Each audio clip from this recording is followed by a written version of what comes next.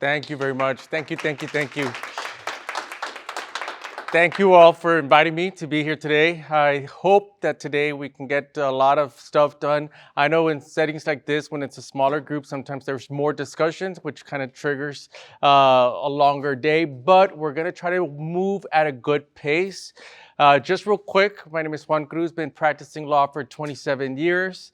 Started out in San Antonio, down to the Valley, back to San Antonio, finally ended up in Laredo. Had the privilege of working with Terry for about 20 years at UISD. So my firm is a government entity defense-based law firm. So we represent about 20 school districts across the states, counties, cities, and do really a lot. And my nephew tells me, who's a sophomore at Columbia right now, he's like, every time I'm doing something or traveling, I call him to check up on him. Like, what are you doing? Well, I'm coming out of a board meeting. It's like, you need to write a book about your life at board meetings, because that's exactly kind of a lot of what I do on a nightly basis. I usually have two parts to my day, which is basically the office day and then traveling somewhere for a board meeting. So a lot of what we are doing today is very familiar territory to me because, Robert's Rules of Orders, operating procedures, closed session, open meetings, all that stuff that we're going to cover.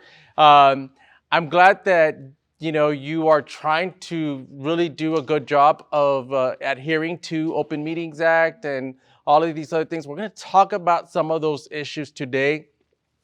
What we will start off with is obviously kind of your mission, because I think that that's the most important thing, that if you haven't looked at it, this is the time to look at it in a setting like this.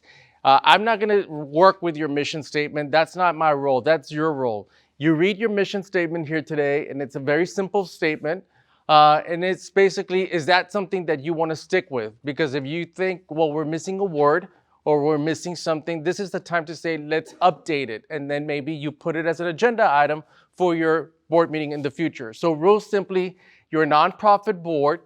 And I want to talk about that just a little bit. Remember, you are a nonprofit. You're not a political subdivision of the state. You're not a local or federal government. You do not receive most of your funds from local governments. So with that respect, there's a lot of privacy that you are afforded in the state of Texas. When you deal with a public entities such as I do, you are very much open to the public. It has to be transparent. It's what Governor Abbott always says, government in the sunshine. This is not that. You are a nonprofit, and for that, a lot of what you do can remain private, and that's a luxury. I have sat in on almost every board, it seems like, here in Laredo. To be perfectly honest, I have resigned from mostly all boards. I just I help out the Advocacy Center, I help out Ruth B. Cal, just kind of on their legal end, just a little bit of what I can, but I've sat in your shoes, and I just want you to know that, like, what you do, you're a nonprofit corporation, which means that you're not under the ire of the public, okay? Just because you get public funds does not make you a public entity. There's case law about that, and we've shared that with your executive director, that specifically says, what is the test for you to become governed by the state of Texas? And that's basically when you are receiving funds that you need those funds in order to operate your nonprofit.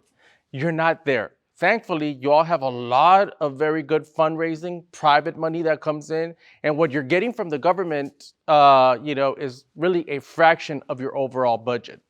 So, and anyway, you are a nonprofit. Your mission is to promote agricultural, horticultural, home economics, and vocational industrial trades. Is there anything missing from that sentence that you think right now that, we need to add because we've been expanding in this area?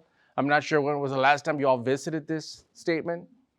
If not, then we can, you're providing a learning experience for individuals through hands-on engagement in agricultural, horticultural, family and consumer sciences, artistic, commercial, and industrial pursuits by sponsoring, holding, and conducting exhibitions, fairs, livestock shows, and rodeos, which educate and I love this sentence, which educate and inspire youth to focus on these career fields. So Is that really a reflection of what you're doing, or do you think you need to add more, or you want to stick with this because it kind of sets the tone of everything that you're doing?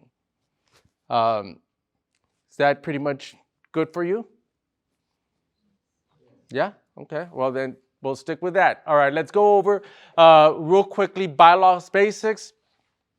Bylaws are, I've seen a lot of bylaws along the way. Some entities send me their bylaws for review. I worked everything from United Day to Salvation Army, a whole bunch of nonprofits in town. I do want to commend you because your bylaws are pretty good. Pretty good. And what is the bylaws really kind of should encompass at least this. That's kind of like your Bible, right? And as Terry knows me, I don't really read slides. Maybe a little bit, but I'm not going to be reading slides to you. I think that's very boring. But just kind of highlight different things for you. Basically, your bylaws are there. What is any bylaws, whether you're dealing with this organization or any other organization, that is your Bible. That's what you're going to kind of have. That doesn't mean that you're going to have everything and anything in those bylaws. It's just kind of a overall, like how we are going to organize our nonprofit, right? Why should an organization have bylaws? Unfortunately, I've been here where you have difficult board members and you want to sometimes I've been in nonprofits where we have had to kick out board members because they want to go back to the same agenda item over and over again. In any case, the bylaws basically tells you how you're going to keep things running smoothly, right? And when things get tough, what we're going to do about it. And in addition to that, it also should have what are our attendance requirements, whether we're going to conduct business and how we're going to conduct business as well. And I don't want to pick on anybody, but I do think that right now and I'm going to go to what's happening in the news right now with the UISD board and the issue of having a contract approved by 4 board members and so on and so forth, because that's a perfect opportunity to learn from and to see if you want to revise the structure, because what happened at UISD with 2 people voting for a contract that is, now has resulted over $300,000 can very well happen with this board as well, the way you are structured in your bylaws. And if you want to avoid that, we can do that by going through what you have today. So the bylaws provisions, they should have pretty much all of this, and, again, kudos to you. You really have a lot of what in there as well. In addition to the bylaws, some good, fine organizations also have what they call board operating procedures. You did not have that. We have invented that for you. And this is what I have for a lot of my clients. Cynthia, Albert, in terms of what you can borrow that when you go back to your entities, and Terry as well. But we're going to study that, in the second hour of today. So the use of the bylaws is, one of the things that I recommend, folks, we do not have a brain that has everything and anything about the bylaws in our head. Bring a copy of those bylaws to every meeting. Okay? So because you should not have the expectation that your executive director or any one of you is going to know those bylaws, left and right. It's impossible, okay? And if you have a situation that conflicts with the bylaws, then guess what? Deal with that situation first and then rectify or reconcile how you're going to deal with the bylaws, okay? So don't be caught up too much on doing something that is in transgression of the bylaws if what you are doing is in the best interest of your organization, okay? Amending the bylaws, you can definitely do it, and that should be done to reflect the direction of where you're going as an organization. Good organizations review bylaws at least once a year. You don't have to be reviewing it every month, but if you need to tweak them, go ahead and so you know what, we're doing this that I really don't think it doesn't have how we deal with vendors, how we deal with conflicts of interest. It's not really that clear. We'll clear it up. And there's some stuff here that is still, an issue that we're going to be discussing in the bylaws today, but you don't have too many issues. What is the procedure about amending the bylaws before we get into them? It's very simple. The bylaws may be amended, repealed, or added to, or renewed, or new bylaws may be adopted by a 2/3 vote of the membership present at any regular meeting or any special call meeting. At least 10 written days notice has to be given, and a copy of the bylaw should be distributed to each member 5 days prior. Okay? So you do have a special provision about amending bylaws. It's not just by majority vote. You have 15 more members. That doesn't mean like 8 of you come and you can amend bylaws. You need 2/3, and people need to know about those bylaw changes 5 days in advance. What happens if you did not do it in accordance with the bylaws? Then it's simple. You go back and you revisit that vote, or you go back and you revisit those bylaws. Okay? So just to conclude this little section that I have, again, bylaws are there to avoid any confusion, to know that there is going to be consistency for everyone, and to make sure that as you have these bylaws, they're a breathing document. They're documents that you should be not too shy about amending if you think that they need to be amended. Okay? Yes, sir. Bylaw changes a lot, and vote it down, and can be brought back again. We're going to get into the Robert's Rules of Order, but yes, it can be brought back up. And I guess I'll just go down to this because I get that question a lot, and a lot of board members that I deal with kind of get frustrated. Let's say, for example, you all decide to purchase 3 tables, and it's on the agenda at the meeting. Raul makes a motion. It's seconded by Terry, and it fails. Well, other agenda items go by, and then Raul says, "I want to go back to the vote on the tables. I like to, have it reconsidered." Under the Robert's Rules of Order, Raul or Terry cannot make that motion. Why? Because they were on the losing side of that motion. The only one that can bring back a vote at the same meeting is somebody on the winning side of that motion, okay? But that's different than you take a vote on the tables, you all adjourn, you all come back, probably meet with the executive director and say, "You know what, we did have money for the tables." Raul says, "I'd like to bring it back, to be reconsidered at the meeting." That can actually happen. Now, it may be frustrating for board members, and that's where the bylaws, the board operating procedures kick in. That's when you say, "You know what? We're not going to allow that to be on the agenda every month because we're not going to go back to that table issue." You're going to say, once it's done, it cannot be revoted again, 5 times. It can only be voted again one other time, Yes.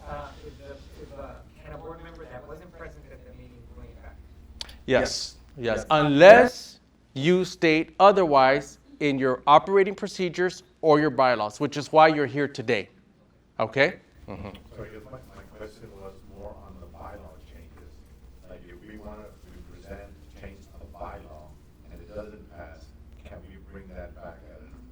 Yes, you can. Yeah.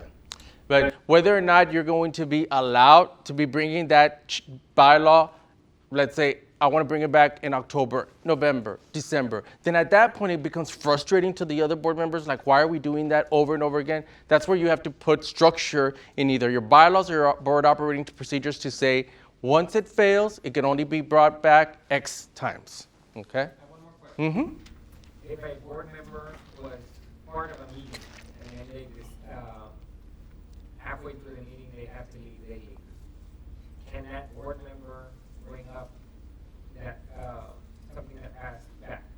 Yes, unless, again, you address it in your bylaws about, absent board members are not going to have the authority to bring back an item that, they missed. You can absolutely have that addressed either in your bylaws or your operating procedures. Yeah. I would find it very frustrating, and that's where, you need to have removal authorities of board members that if they're doing stuff like that, like, are they really working on behalf of the organization, or is it time for them to go find another nonprofit to devote their time to? Okay. So overview of the bylaws.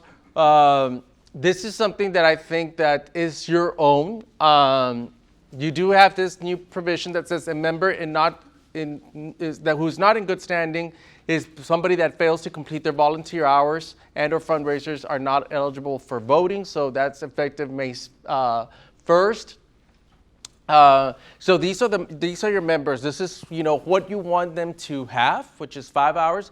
I thought that was pretty low. That's very good threshold. That invites a lot of people to be able to be part of it. Obviously, if you think, it should be 7 hours or it should be 10 hours, then this is the time to say, let's increase it. And that's something that can be noted down and be brought back in the future.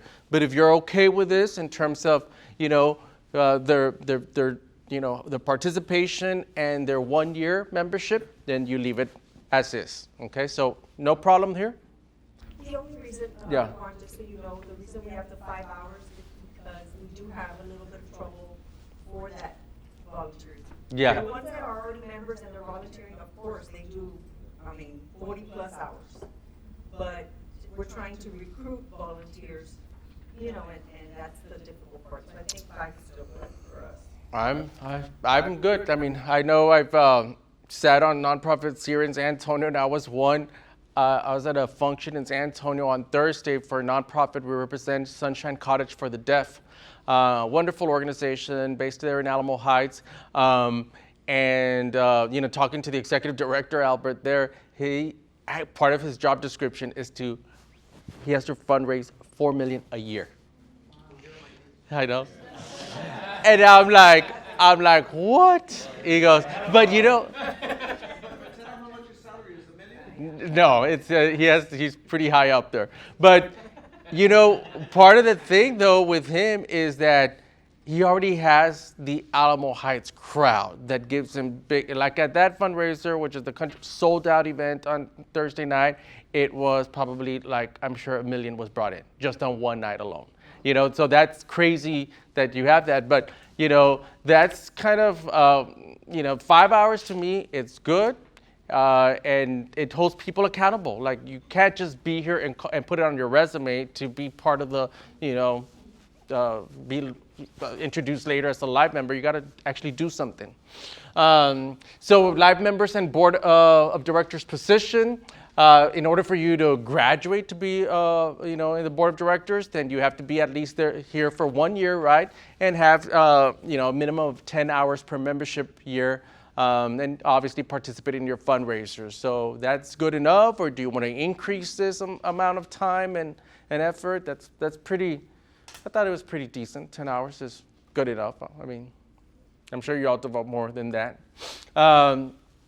So as the board, you have 15 members. You have to be in good standing.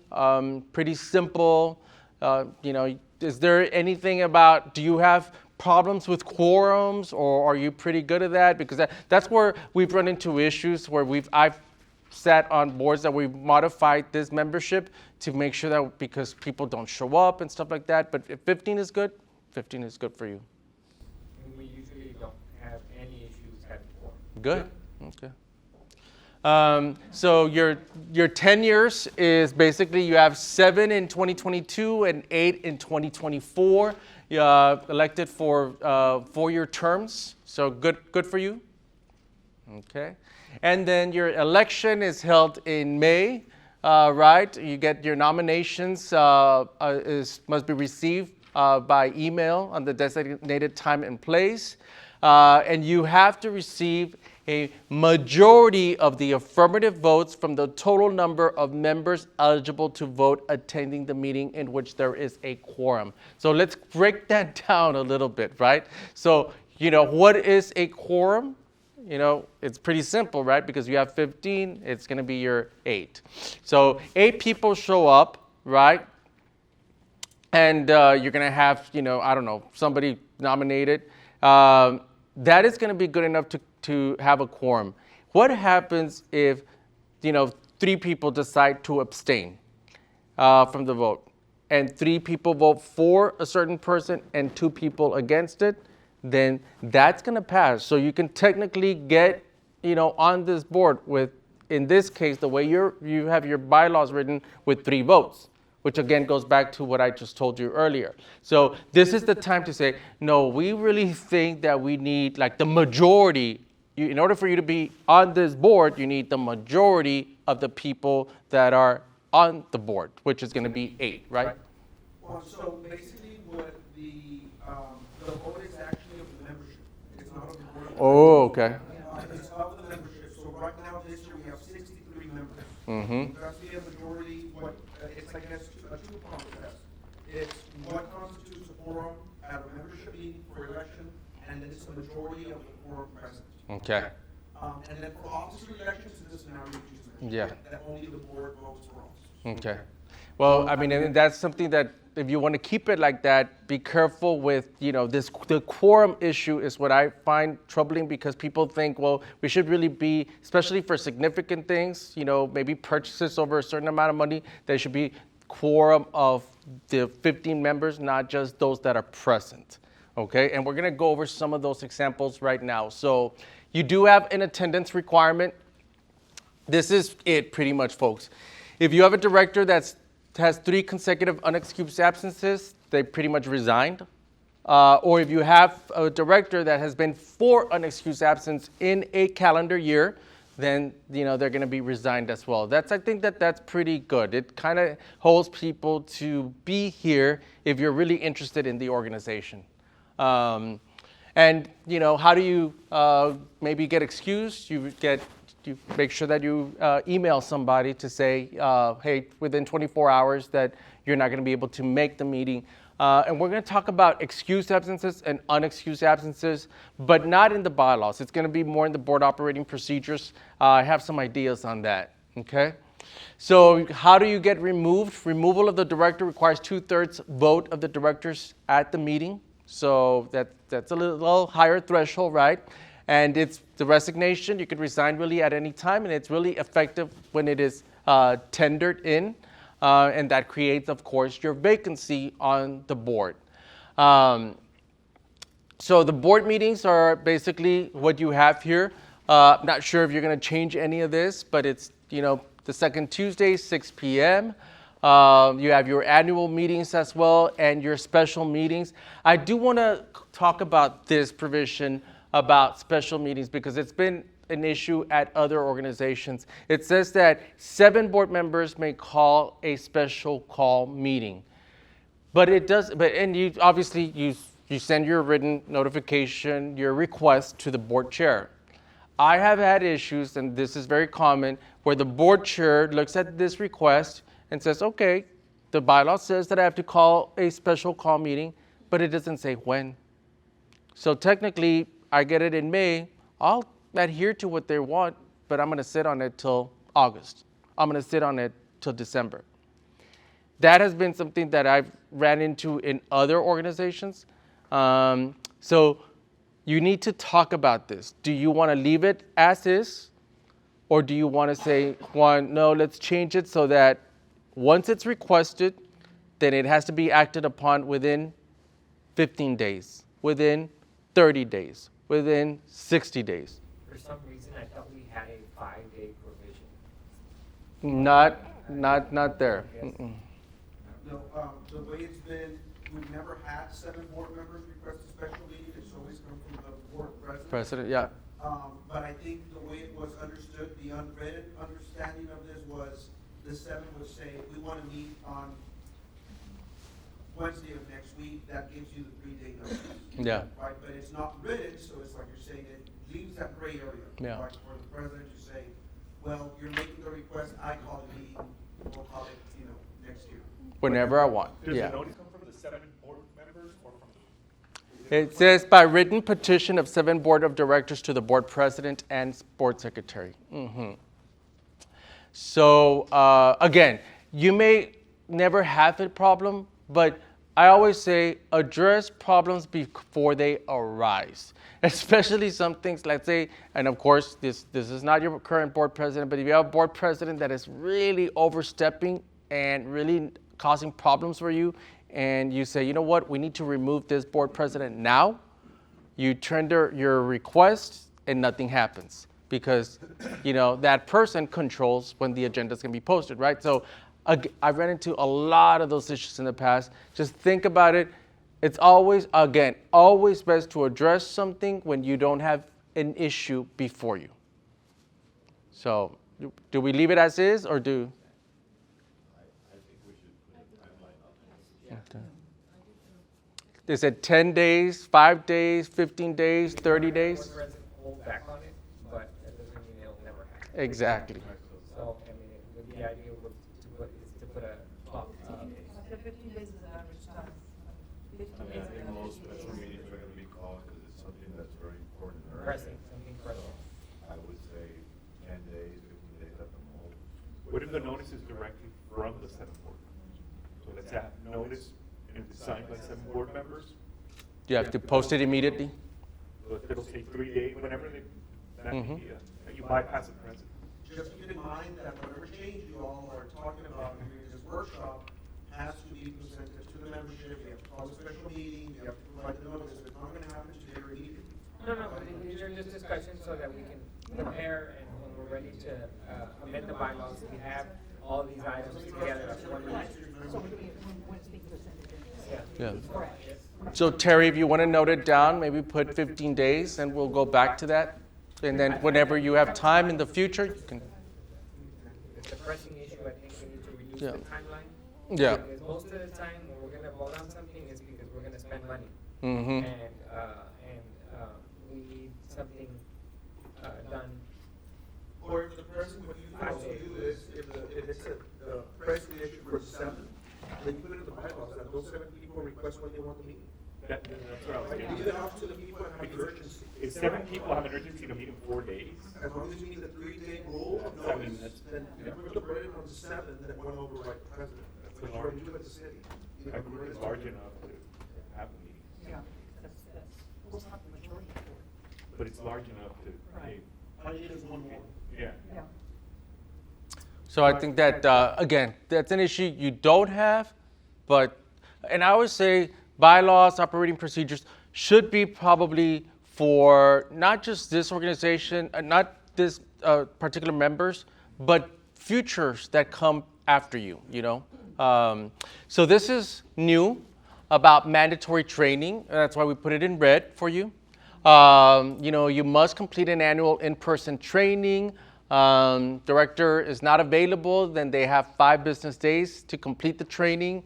If the director's appointed, then the newly appointed director has 5 business days. Failure to comply will be automatic removal. So this was something that was adopted, something new. Again, I think that that's great. Got to make sure you know what you're stepping into. And then, of course, you have the board compensation, which was really, good Chick-fil-A sandwich.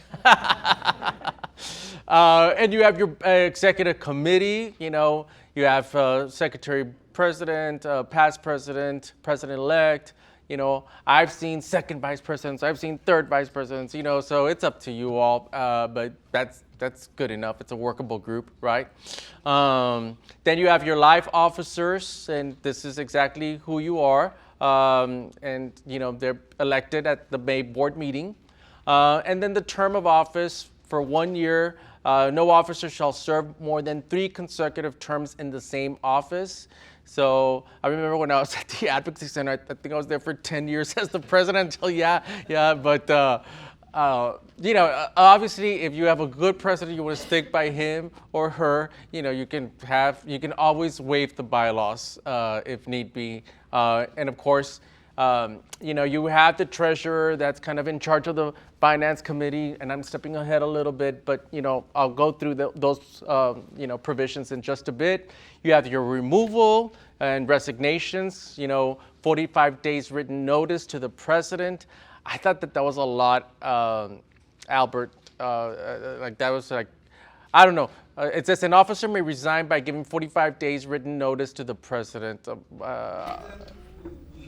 think Terry and I discussed this sometime back, was that we don't have an officer, let's say the treasurer, that's Right. ready to just drop and say, I'm out tomorrow, right? And there's no way of us going back and saying, hey, Joe, we need this, we need that, because Joe will probably just disconnect himself from the organization. Uh-huh. Right, so you're gonna resign, you have to tell us within 45 days so we can prepare and, have a turnover, right, a transition more than anything with the position. Yeah. If the president resigns, we're not just walking away, right? Yeah. You're gonna leave in 45 days.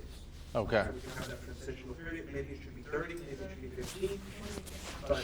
Well, I mean, I think that maybe you should qualify it as absent extenuating circumstances. Everybody has, honestly, when I resigned from, one day I just came in and just resigned from every single board I was in this town, just because of time, and I just did it effective immediately. It was just, I had also a lot of other things with, my dad and this and that. So I think you should have a clause, absent extenuating circumstances, at least, because things may pop up in your lives that say, I can't give you any more time. I have pressing needs to attend to. And then there's nothing that holds them. Right, right. But no one wants to leave, I guess, in bad form, Usually you can, but something.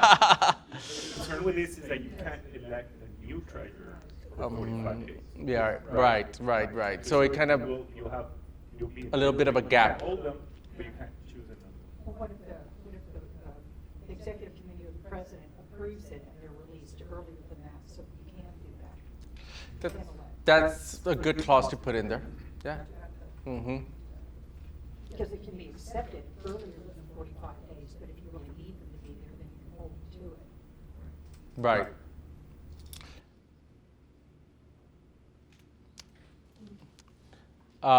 So moving forward, the duties of the president basically runs the show, an ex officio of all your committees, except the nominating committee, of course, and is going to be there to sign contracts, other instruments, so on and so forth.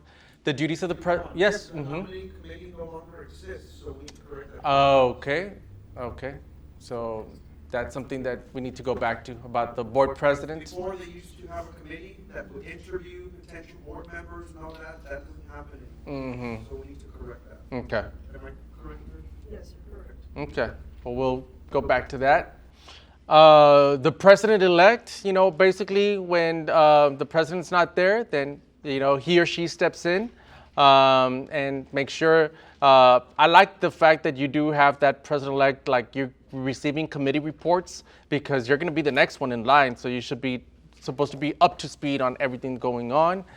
The duties of the past president is basically to kind of be your goodwill ambassador in your community, and if the president can't do it, the president-elect can't do it, then the past president steps in.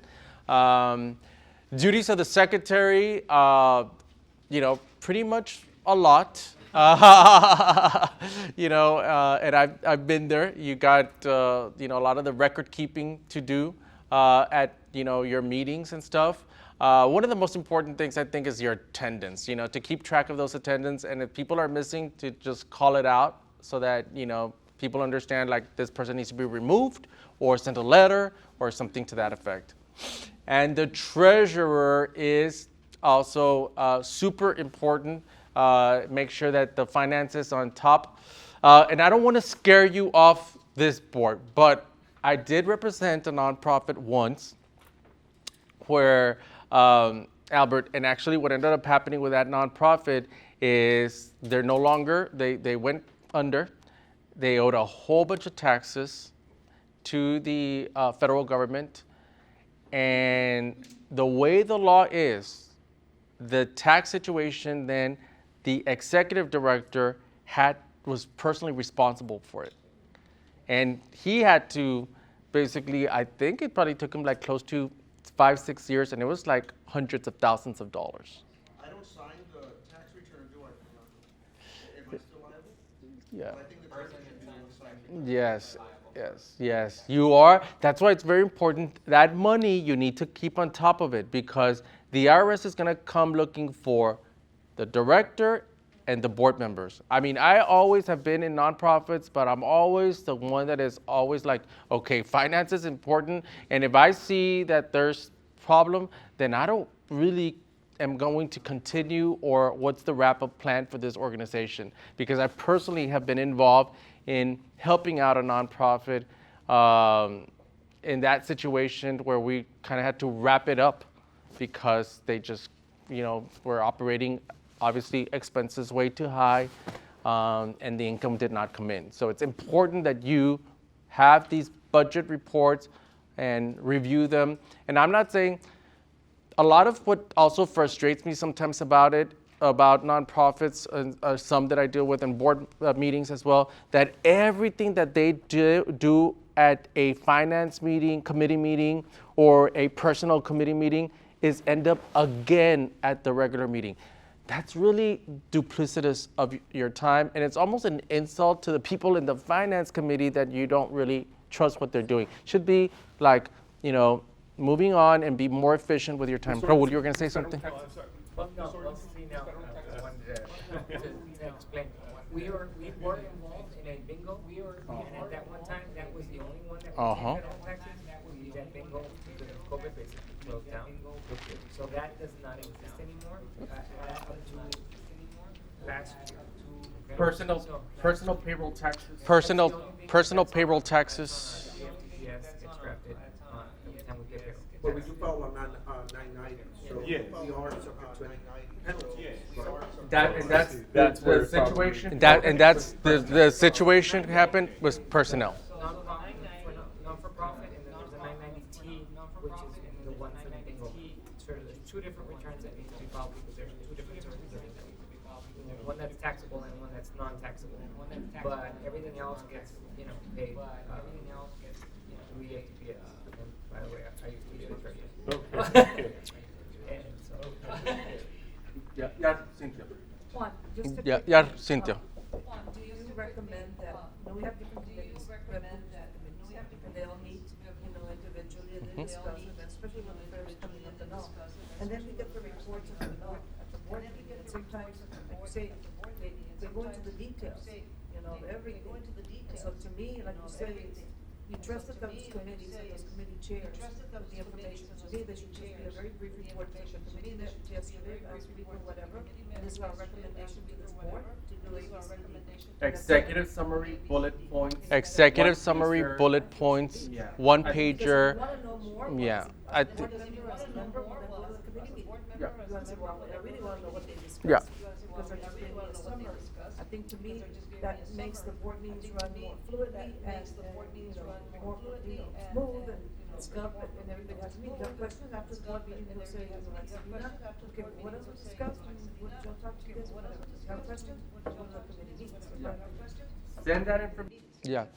Send that information to the board members, all of the backup. You read it at home. You have questions, then you can talk to the executive director or talk to the chairperson of that committee. No need to go into all of the intricacies of that. It becomes a I have a question. Yeah. Sometimes we have, people they turn in reports and we want to base ourselves off of what they turned in. They did their due diligence, they did the work for it, and I guess we're both. Sometimes we get, I guess nitpicky on what's on the agenda, and I guess you would suggest that. Is there anything we can make changes on the bylaws, or is it just operating procedure? So when I came in to represent United, they were having meetings that would go till 2 a.m. And I was like, what? So I got here and I'm like, okay, I studied it. And then I met with Dr. Barber at the time. I said, okay, what's going on is that you have a business committee, you have an instructional committee, and then all of these agenda items end up again at the regular meeting. So either you put a consent agenda and have it a true consent and wipe away everything that you did in the business and instructional, you put it on consent and one motion, that's it. The first meeting that we had after that, we got out at 8 p.m. and people started clapping, administrators started clapping because they were like, wow, this has never happened.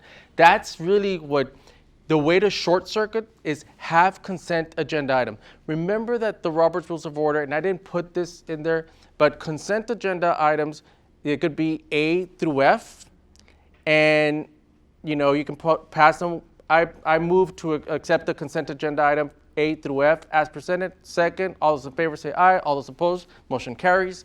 That's it. But if Terry says, well, there's item D that I do want to take out of consent, that can still happen, If there's a purchase of $500,000, they're like, oh, it's in consent. I know it's reviewed at Finance Committee, but just this one, I want to, but you don't have everything again. So I strongly suggest adding a consent agenda items for things that are just routine, things that really do not, maybe already went through other people's eyes, so to become more efficient in your time. Juan, I have a question. In your opinion, how long should a nonprofit board meeting take? Really, honestly, for me, it's 1 hour. Meetings are sometimes 4 hours. Yeah, no, I mean, 10 it's, at night, sometimes 9 at night, and they start at 6. I would have dropped out. Yeah, no, I mean, sometimes pushing it 1.5 hours, but it's not, it's too long. My next question was, although it doesn't take long, and this is not part of the bylaws, it's not part of the operating procedures manual, I'm sure that you're gonna recommend, but we have customary, kind of what I went through on the agenda with you, where we have the president's report, the treasurer's report, and the executive director's monthly report.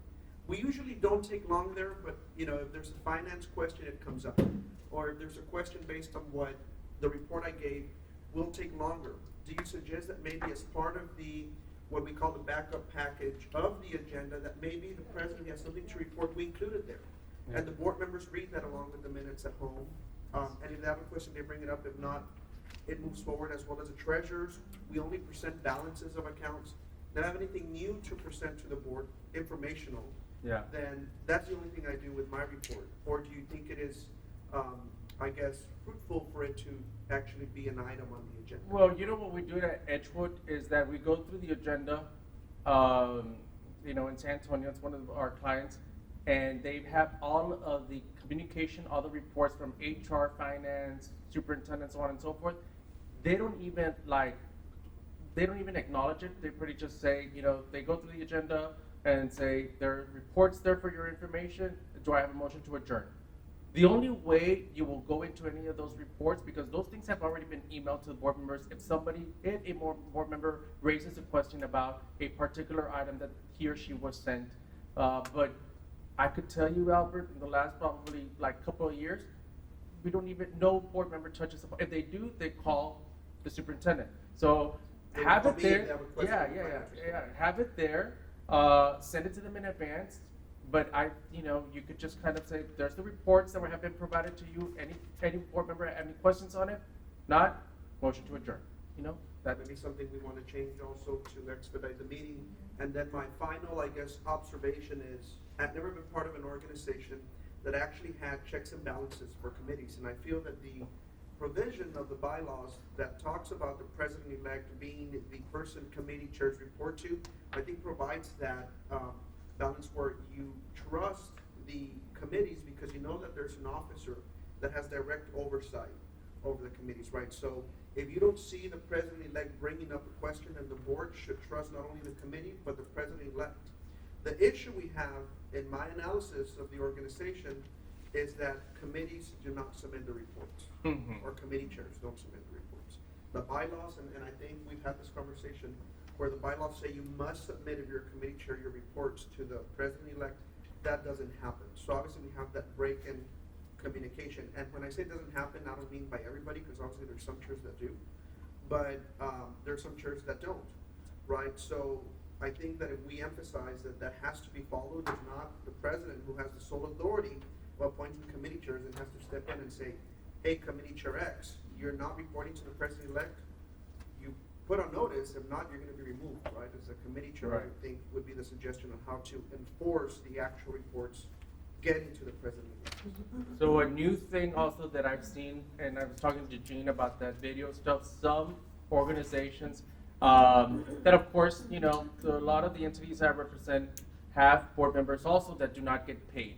So the last thing that a committee chairperson that doesn't get paid is want to go and be typing out reports and stuff like that. So, with iPhones, people now have submitted their reports, just audio record it themselves, send it in, and that's the report that the board member gets. And it's very easy to get that through your computers and stuff like that. And it'll only be reduced to writing if necessary, but it's kept as like a written report. So that's a little short circuit.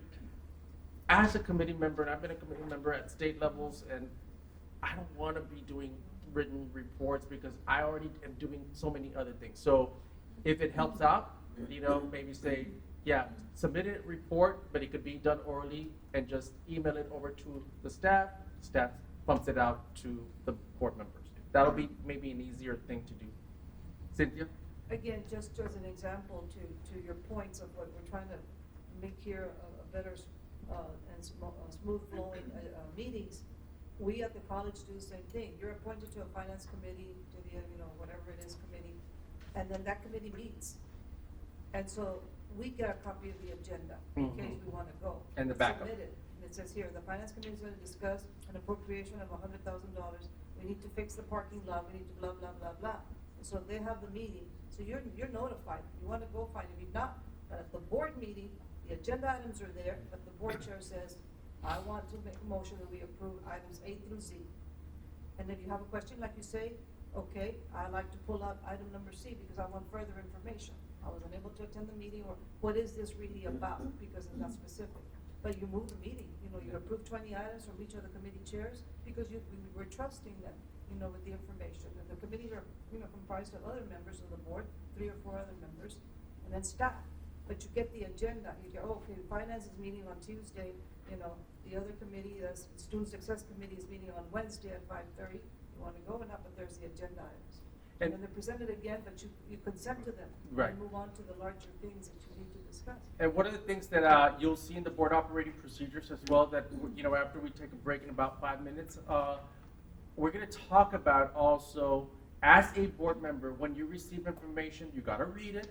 And if you have questions, you ask the executive director, so that maybe that question is not really something that 14 other board members have. It's just your own, right? And it is, things that we're going to kind of put in place. So real quickly to help us kind of move along, you have your committee members who, committees shall have 2 more members who report to the president-elect, which is what Albert was saying a little bit earlier. And, the board can create all sorts of committees, fundraising, cleaning, marketing, so on and so forth. You have your 3 main committees, which is your finance, your advisory, your election committee. I think you have no more than 3 for the finance committee. Of all the committees that I see here, I would say which is the most important to me as a board member is the finance committee, to make sure that we have the funds to continue operating, and if we need to cut, we're going to cut.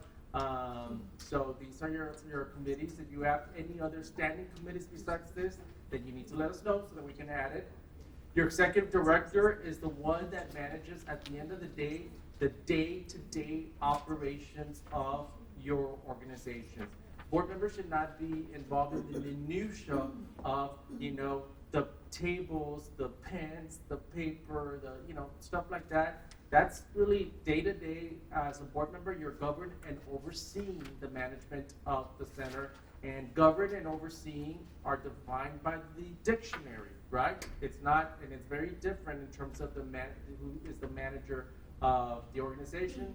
And at the end of the day, you want to make sure that the executive director is going to be accountable for basically your 3 things that you see here, right? Your conditions, your activities, your business. The financial matters are pretty important, and you added this as a bylaw, which is why we put it in red. Board may accept gifts on behalf of life, but must approve the acceptance of the gift by resolution to ensure that it's consistent with the business purpose. I've seen a lot of organizations sometimes they get computers that are donated to them. Guess what? The computers that are donated do not mesh with the computer, and then you end up spending more money because of the donation you got. Okay, so that's why it's important for people to know, what are we getting, and is it something that we can actually use, or we're not something that we cannot actually require or use. So conflicts of interest, that is something that, again, on the news, unfortunately.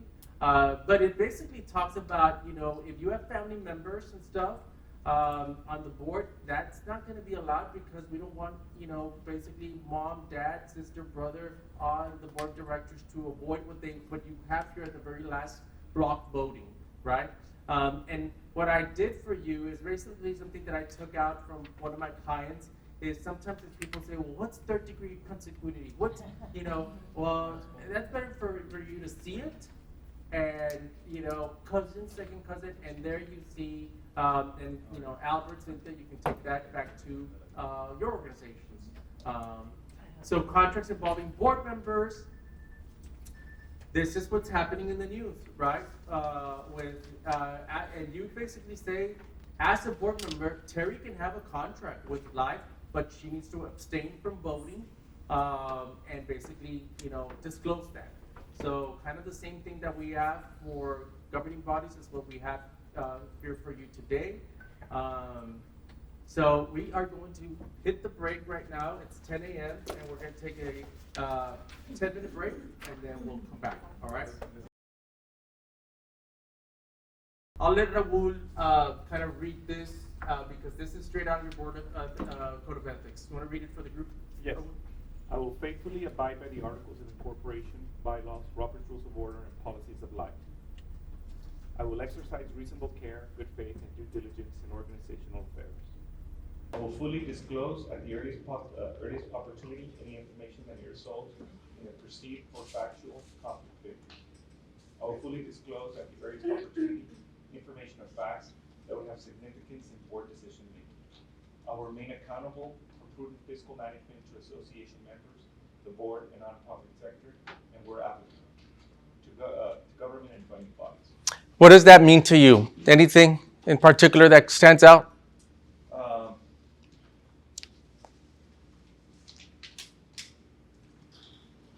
Do everything in good faith and the best intent. Yeah, Mm-hmm. Yep. but I can't spot anything that stands out. Yeah. Fully disclose those two words.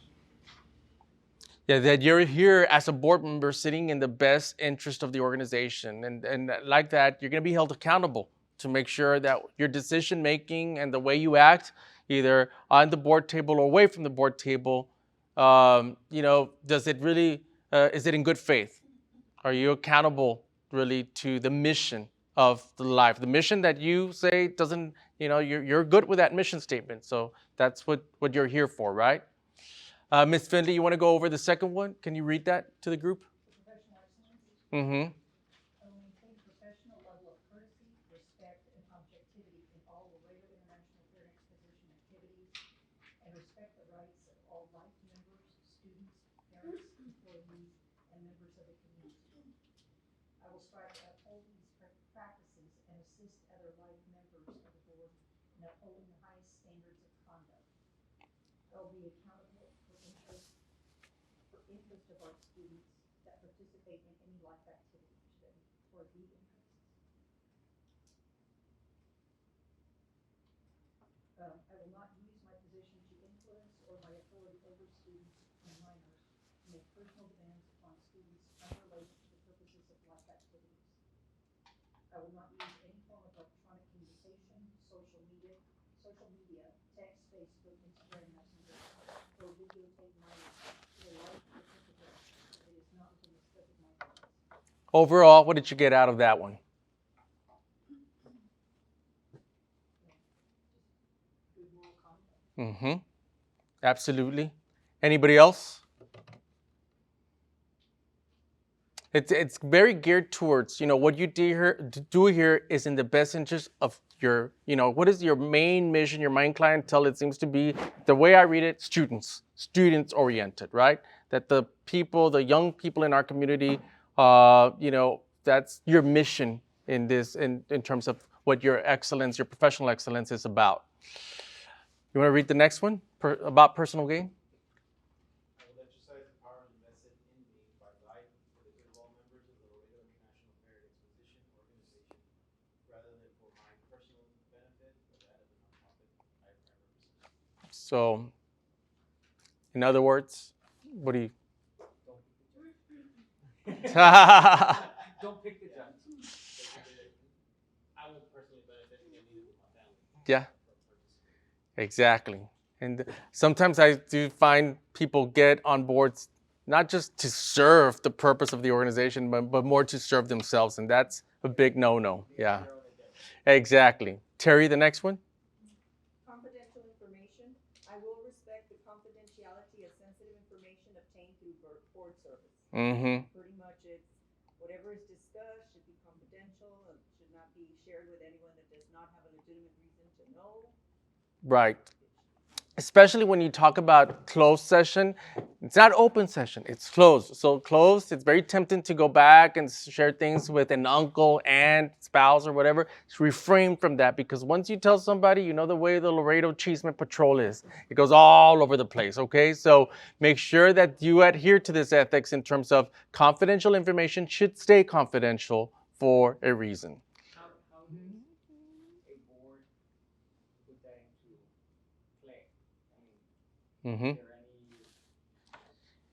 any Yes. consequences and things to that effect? Is basically wrapped up? Mm-hmm. Yeah, so today we're going to go over a confidentiality agreement that I put together. And the consequences is going to be basically the way boards govern each other is through sanctions. Like you did something in violation of our bylaws, you did something in violation of a board operating procedures, you're going to be sanctioned. And after so many sanctions, are you going to continue allowing that board member serve on the board? Okay, that's Basically, a written report that goes in their file. pretty much. Mm-hmm. Yes. You want to take the next one? Collaboration and cooperation. With respect of the diversity of the opinions of, as an expressed or acting upon the life board, committees, and membership. I will promote and cooperate, and partner up among with all associate members. Yeah. So what does that kind of mean to you? That, I mean, we're going to collaborate, let's say, with Falcon Bank and have a good partnership with them to try to move our organization to a better place. Yeah. And that's also important that I always tell people democracy is noisy. So realize that, folks, because you know that's the first thing, diversity of opinions. Your opinion is not going to be the same opinion as the person sitting next to you. That is okay, but it's the way you handle that disagreement is where, like, we are failing, in my opinion, as a nation, where you can't really have now just discourse without becoming angry discourse, and it should not be like that. It's okay. I mean, when you're dealing with partnerships, I guess you keep your personal opinions to yourself, or is that what you're Exactly. I mean, in terms of, especially in the way we have this heightened political world, where something that you say may be very offensive to a partner, that's the last thing you want, to lose a partnership based upon something that you stated either on social media or just a natural conversation that can be, taken out of context, and really, not in benefit for you all. I think to me that we understand and respect each other's opinions, and like you say, we're not always gonna be on the same side, but to me, this means you're not gonna get into a spit fight, Obviously, at the meeting, you gotta be the decorum and the understanding, so if Selina's saying that, and I'm going, no, and then we're into it, back and forth, that's just a waste of time, and that's not what this is about. You should say, okay, I respect this, and I'll let you take that, and I'll take my own opinion, and then it's whatever the majority of the board's gonna do anyway. I think the good board members, Cynthia, are those that take a vote, and even if they're on the losing side, they move on. Yeah. Mr. Flores, you want to take the next one?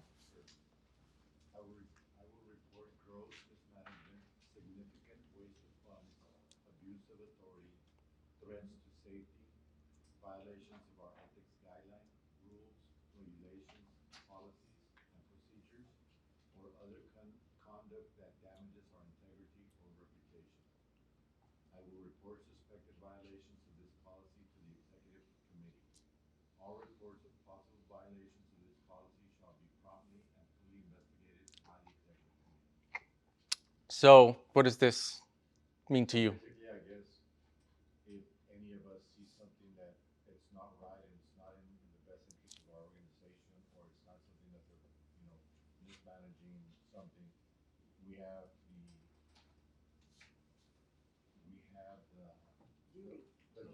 the duty and responsibility to report it to the executive committee or to the president. And I think Terry kind of, I mean, I'm sure in her roles when she was with United, you get a lot of that, Terry, where people report something to you, but they say, but I'm just telling you, but don't do anything about it.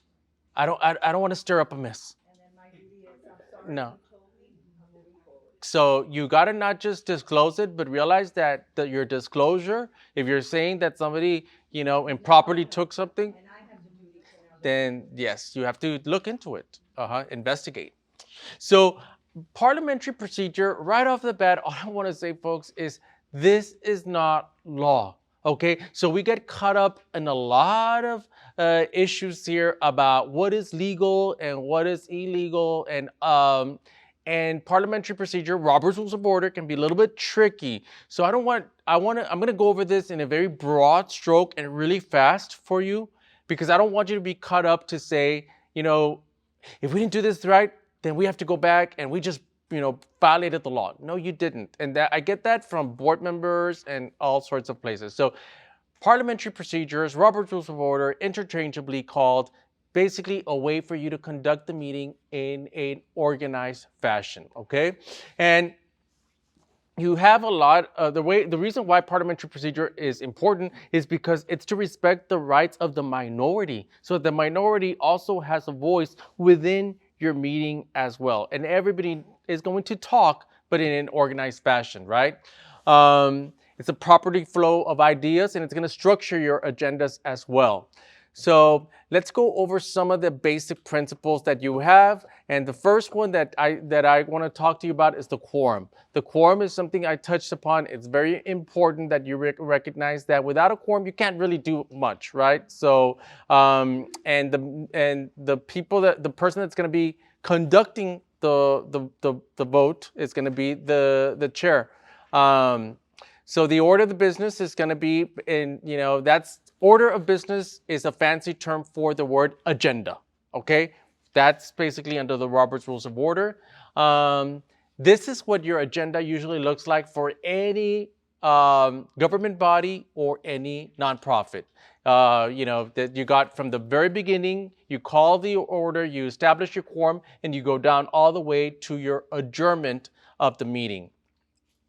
The quorum of the meeting is important because that's where you need to know like when people can take action on, and a quorum is necessary according to your bylaws, as you see there on the third bullet, for regular, special, and annual meetings. And if there's no quorum, this is the only two things that you can do. You recess the meeting or you adjourn it. You cannot really do much without a quorum of the members present. Now, the presiding officer, what he does is he calls the meeting to order, and he's the one that is governing over taking the motions that are basically put forth at the meeting. And I always tell a chairperson, remember, being a chair does not give you more authority. It gives you more responsibility at the end of the day. And be courteous to your board members. Some board members, so I've seen some board members graduate to become board chairs, and then they turn into a totally different person. And I'm like, whoa, what just happened, right? So instead of saying, well, you're out of order, you could say that motion is out of order. Be courteous in the governing of your meetings. And of course, you can't you can't do anything without a motion. And that motion is basically what is going to, whether or not you're going to purchase the tables, the chairs. That's what you start off. So how do you handle a motion? Very easy. The chair recognizes the member. Terry Ramos wants to make a motion. I move that blank. And then is there a second? I second the motion. And then if there's a motion and a second, then the chair says it has been moved by Terry Ramos, seconded by Cinta Mares. And now there's discussion. Remember, you're not going to have discussion without a motion and a second. Okay? Motion, second, discussion. And then there being no further discussion, the motion is denied. The motion is granted, whatever the case may be. So procedure for handling the motion is there. I also have put together a cheat sheet for you that's laminated, which I think hopefully can give you a good way to go through these parliamentary rules quickly. The debate, in terms of debate, yes, you can debate all you want, but if you say we've had enough of debate, there's a way to close the debate, but it requires 2/3 vote. And there's a lot of different motions that can be made, okay? And I'm just gonna stop here because I'm not gonna go through all of this. This is just more for the chair, for you, but just realize this, and it's easier for me to explain it this way. So let's say, for example, you wanna purchase a table. You make a motion to purchase the table, somebody seconds it. And then at that point, somebody says, well, no, I think we need to purchase 2 tables. So he says, well, I'd like to make an amendment to that motion. Instead of 1 table, I want to purchase 2 tables. Then no board member says, I second that motion. So at that point, then the chair says, okay, do we have any other motions? There's no other motions. So which motion is taken up first? The second motion is always the one that's taken up first. If that motion fails, then you go down to what they call the main motion. If that motion passes, then that's it. You don't go down to the main motion anymore. Okay, so you get me? So always realize that just because you stated a motion first does not mean that your motion is going to be acted upon. It's actually the secondary motion that is acted on, and then you go, and then if that fails, then you go down to the main motion. You get me? Mm-hmm. Go, Cynthia. Real quick, so the maker of the motion, and then there's a second, and then I decide to amend the motion, so I say I would like to amend it. The one that seconded has to be also the one to accept the amendment because they seconded. Correct. Yes. So again, all sorts of these privilege motions and so on and so forth. I don't want to go through each and every one of them in the interest of time. I kind of want to go down to the ones that usually give us a little bit of heartache because I still know that call for the question. This is one. I have been, and I think maybe you're experiencing a little bit of that, where people want to debate the purchasing of that table for an hour. No, okay? This is motion second. So long as there's enough debate, any one of you can say, Mr. Chair, I call for the question. Yeah, some people tend to repeat themselves over and over. We don't need to be hearing your opinion 10 different times, 10 different ways, okay? But remember, if you basically say, I call for the question, then that's it. It stops the debate. Immediately stops the debate. It does require 2/3 to pass, not a majority. So if Terry says, I want to call for the question, I make a motion to call for the question, Cynthia says, I second, then at that point, you have 2/3. If you don't have 2/3, then you still have to continue with that table discussion, okay? And just important to note one, because when usually the misconception with call for the question, the chair typically says, all right, there's already call for the question, and the vote is taken. And the vote is actually for seizing the debate and not for the motion at the table, right? And then the secondary motion has to take place if that passes. Mm-hmm. That's sometimes a misconception. It's voted on even, I don't know if at the college, but at the city, and we've seen where it's called for the question and we take the vote, but that's actually for seizing debate and not for the actual motion at the table. So we need to be careful with that. And by you saying the chair, does that mean You. the president? Mm-hmm. President, yeah. The The chair, president. not the chair of the committee. No. When you get to the meeting, the chair of the committee plays no administrative role, no officer role, other than. So then I'm going to skip on to this other one that I see frequently, motion to table. I see that a lot. But people it is not debatable, folks. I have seen city, county, all over the place where school districts, where they make a motion to table, somebody seconds it, and then they still keep on debating. Like, no, a motion to table is not debatable. Once you say a motion, second, then at that point, the vote is taken whether or not that item is going to be tabled or not, okay? And again, requires majority votes to pass, okay? So, and last but not least on this, adjournment. Sometimes people don't really want to be at a meeting, and after 30 minutes, they say, I'd like to make a motion to adjourn. But you say, but we have all 10 other items on the agenda. Well, if somebody makes a motion to adjourn, again, not debatable. You got to take a second right away. It requires a second. Cosa no has dicho? And then that's it, and then you adjourn. But also remember that at the end of the meeting, and this is just a little thing, but the chair really, you could say, okay, being that there's no other business, this meeting is adjourned. But some people want to do it more formally. Do I have a motion to adjourn? Is there a second? So on and so forth. So it's up to you. But at the end of the meeting, you can really adjourn the meeting without a motion. Even if we haven't discussed all the items on the agenda, somebody can just say.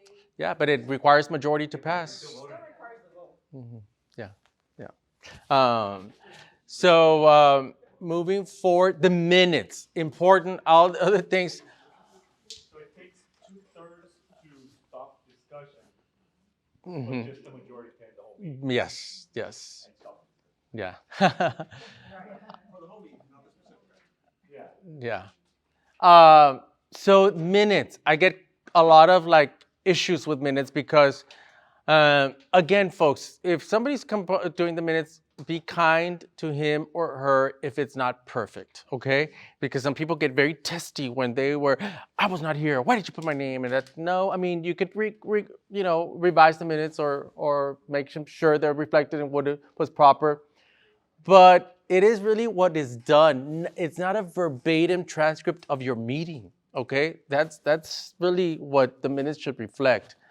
And you could correct the minutes at any time, okay? So again, more of an overall thing. It should not be a, very, very particular item by item.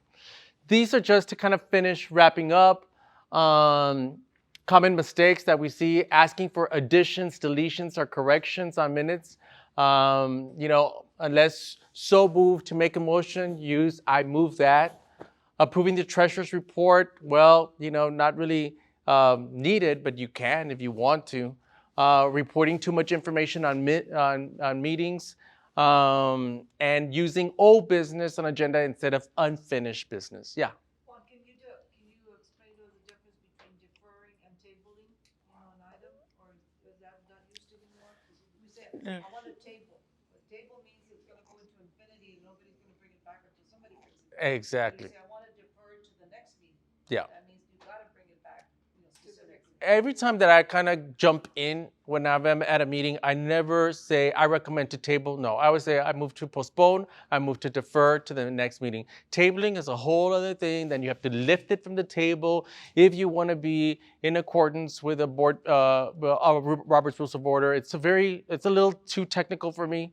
I'd rather just use defer, postpone. Raul. Could you explain the mistakes a little further? Sure. Yeah. So asking for additions, deletions, or corrections on minute meetings.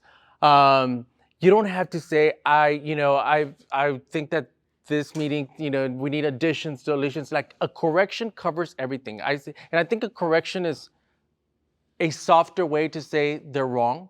And I like to just correct the minutes in this fashion. Instead of saying, I would like to delete this whole thing. I think that that's just a little thing. So using, you read an agenda item and then and instead of saying, I move that, you just say, so moved. Second, no, so you need to state your motion, okay? The agenda item to discuss action to take action to purchase 10 tables. You say that's read and you say, so moved. No, say, I move that live organization purchase, like you state your whole motion. Approving the treasurer's report, you don't need to approve the treasurer's report technically. It just basically is filed for audit purposes. And again, it's not a verbatim transcript of the minutes. It should just be basically just enough of what was done and a little bit of what is said, not every single thing. And unfinished business is really the correct term instead of old business on an agenda. Okay, that's really just a technicality that I see often. Yeah, Terry? Juan, for the minutes, I know that many times there's a motion on the floor, then they amend the motion, and the amended motion is the one that passes. So when I write the minutes, I just go with the amended. I don't even do the, is that That's correct? fine. That's fine. I don't need to, okay. Yeah. I just wanna make sure, cause I don't even go with it was amended, just what was passed. That reflects the action taken by the board. Okay, instead, oh, I'm sorry. Go ahead.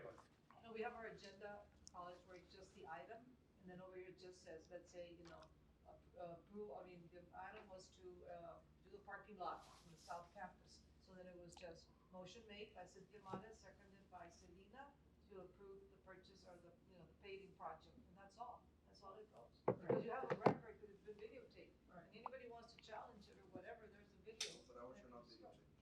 Ours are not No, videotaped. but she tapes them. But we don't maintain the record, that's the thing. I have them all. And the simple computer. But anyway, yeah, simplified versions. Is there I guess a slide one for executive session and we're not there yet? Is that a question? Not yet, but we'll get there. I have a whole thing on that. Yeah. And just so everybody, so we don't need a motion to approve the treasurer report. Right. So we're here. Yeah. We're gonna take No, so the report is generated by the staff, we do reconciliations, and simply what we do is release the balances on every account. So I think that based on what we're getting here, what I'm gonna do is change it to where if you have a president's report, you have to submit it to me. If I'm gonna report something, and we're gonna include that as part of the board packet with your agenda. You can do it at home, it's still gonna be there. Yeah, but if no one has any questions, then we just move forward to item number 1, and we forget about our reports. Yeah. So the balance sheet will be now in. Yeah. So real quickly on, and I know it's a little bit running behind, but you have here in tab number 2, new thing to you and to your eyes, which is your board operating procedures. I am going to try to cover as much as I can, and it'll cover, some of the issues that we've been discussing today. These are I just put 3 or 4 slides of like the major things that I kind of see out there that are included already in your board operating procedures that will not take effect unless you put them on an agenda in the future and approve them, okay? So these are just kind of like, they're draft for you, all right? But this is one that, again, it's included in your board operating procedures. It says board members will direct their individual request for detailed or sensitive non-agenda information to the executive director or board president. I find that that is a very good way of making sure that you're holding really one person accountable, right? Which is your executive director, and board members should just go to one person, not the entire staff of the organization. But if you request something, then it's going to be provided to you and every single board member in the interest of fairness and transparency. If the requested information is not available or cannot be really done as fast as could be, then it could be placed as an executive session item. Sometimes board members request like reports and reports and reports, and it's like too much. Like, do we want to get you the information, but maybe we need to discuss it as a board to see if everybody wants reports for the last 5 years. And if the board determines that the request for information should be honored, then it will tell the executive director at a meeting, you have so many days, months, or whatever to put it together, okay? Vendor relations is another one that, again, in your board operating procedures. Bottom line, folks, yes? Can we go back to the previous? Sure. So our bylaws allow for the membership to also submit requests for information. They have the right to inspect finance statements as paying members. Would you recommend or suggest that any request from the membership be treated the same way? It comes in as a request. I don't unilaterally release the information. I take it to the board as an executive session item. We discuss it, and the board ultimately, because the membership elects them, determines whether or not the record should be released, or are we bound to releasing the record to a member because the bylaws allows them to inquire? You're going to have to release it, but if it's just supposed to be what is there in the bylaws. If they're requesting something that is not set out of the bylaws, then I would take it to the full board prior to release. Or we amend the bylaws to say Yeah. exactly this. It is taken to the board, and if the board determines that it should be released to the membership, then it's Absolutely. because the least thing we want is to have someone pay their membership, right, to just try and get information. Get your financials. To defame the or Mhm. release our information to somebody else. So the reason we put that in there was because there was previous boards that were not providing that information. Mhm. And But you don't so- have to. I know. Remember, you're a private organization. I You don't understand have that, to. but they were taking advantage of the organization at that time.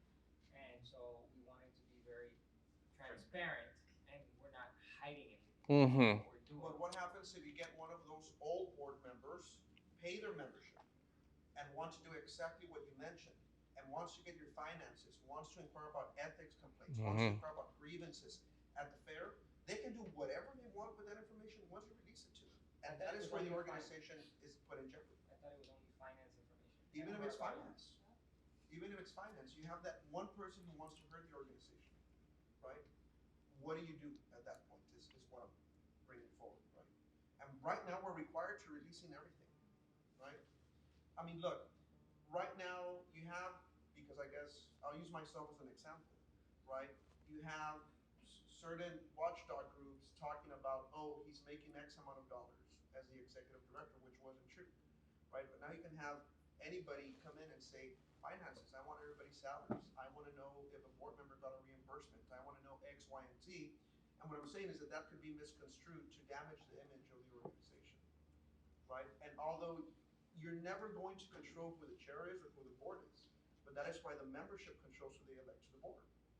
So if you have a board that does not merit I guess, the position of being a board member, then it goes back to the membership because you all elect the members.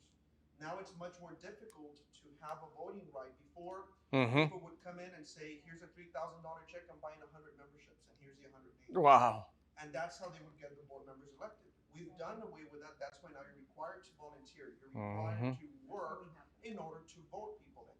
So I think that with that in itself, you scrutinize who's on the membership, who's on the board, and we can now put stricter, I think, measures on what gets released to the membership, in my opinion, but it's up to you. That's definitely a point to consider because I think most of your funding is coming from private sources, and some people want to make sure that their information remains private. So you don't want the third person coming in here and maybe getting that information just for Any nefarious organization purpose. Can simply get a hold of Florida donors. Mhm. And that doesn't stop them to going to them and saying, look, we have a similar program and this is our proposal and you're going to start losing donors potentially. Right. That's my concern.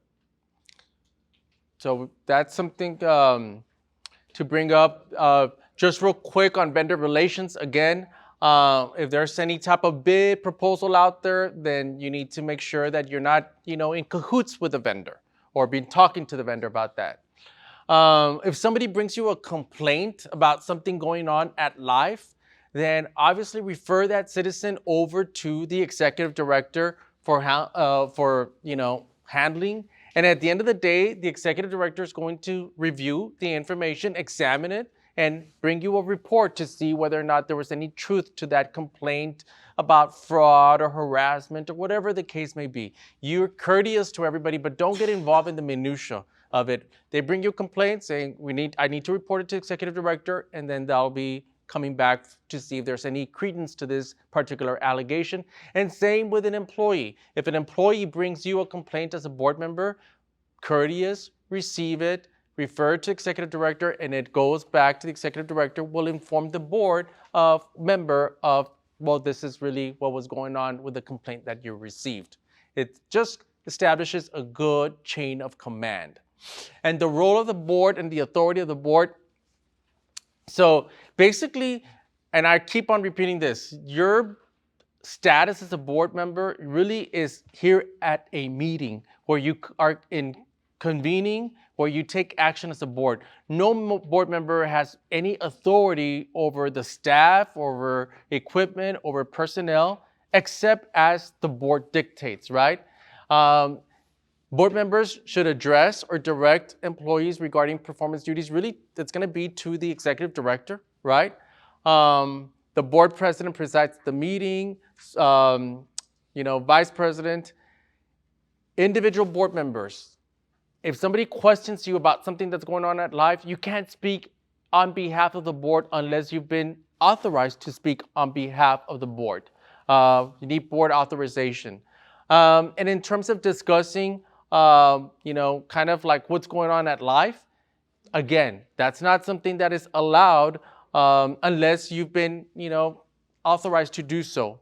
And anybody's employment, assignment, compensation, all that stuff is private and should be disclosed only between you all, not the whole public. And as you see here today, what I told you, you're not governed by the Open Meetings Act, you're not governed by the Public Information Act. So what you have to say is indeed private. So I am going to direct your attention. I don't have a PowerPoint for this. This is going to be tab 2. I'm going to go over some of the important parts of your operating procedures. And as you see here, you have a, table of contents. I'm going to go over the things that I think are pretty important.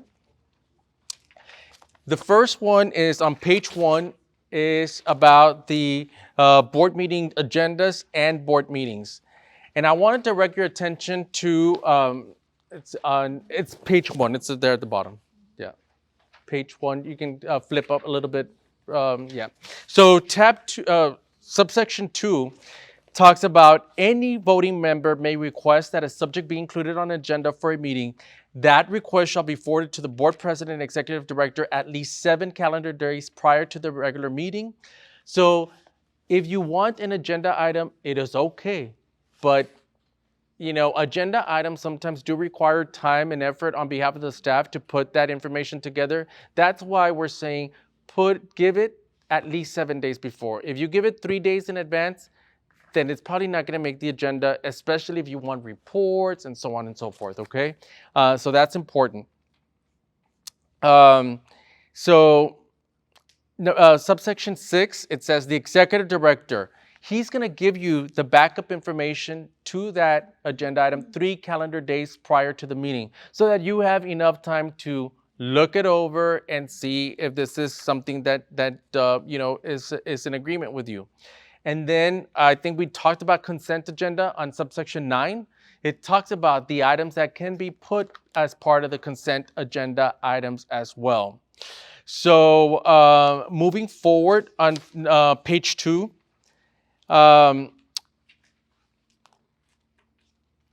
so number 3. Page 2, subsection on questions about agenda number 3.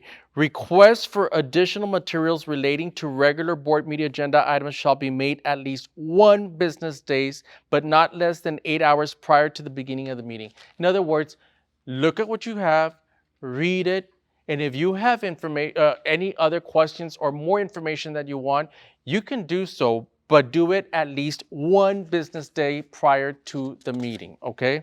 And if not, it's probably going to have to wait till the other meeting. So now, page 3 at the very top, preparation for meetings. Page 3 at the very top, it says you're going to be given the materials 3 working days in advance of the meeting, as you see there, number 1. Number 2 is pretty simple but very important. Board members should read and study the packet prior to each meeting. That's what trumps up a lot of very long meetings where people really show up. What was this about? You gotta read stuff. That's part of being a good board member. Conduct of meetings, board member conduct at meetings, committee meetings, public forums. Not really gonna go over that because we kind of talked about it, but that's basically at the bottom line is courteous, be respectful, and on page 4, subsection 6, it says 6A, all discussions shall be directed solely to the business currently under deliberation. Do not be caught up in trying to tackle everything out there under one particular agenda item. Whatever the item is, stick to that. And that's the responsibility of the chair. But if the chair sometimes does not call it, then other board member can say, I think we're moving away from the agenda item. Can we go back to we're talking about tables on the agenda, and now we're talking about an auditorium. Stick to the agenda.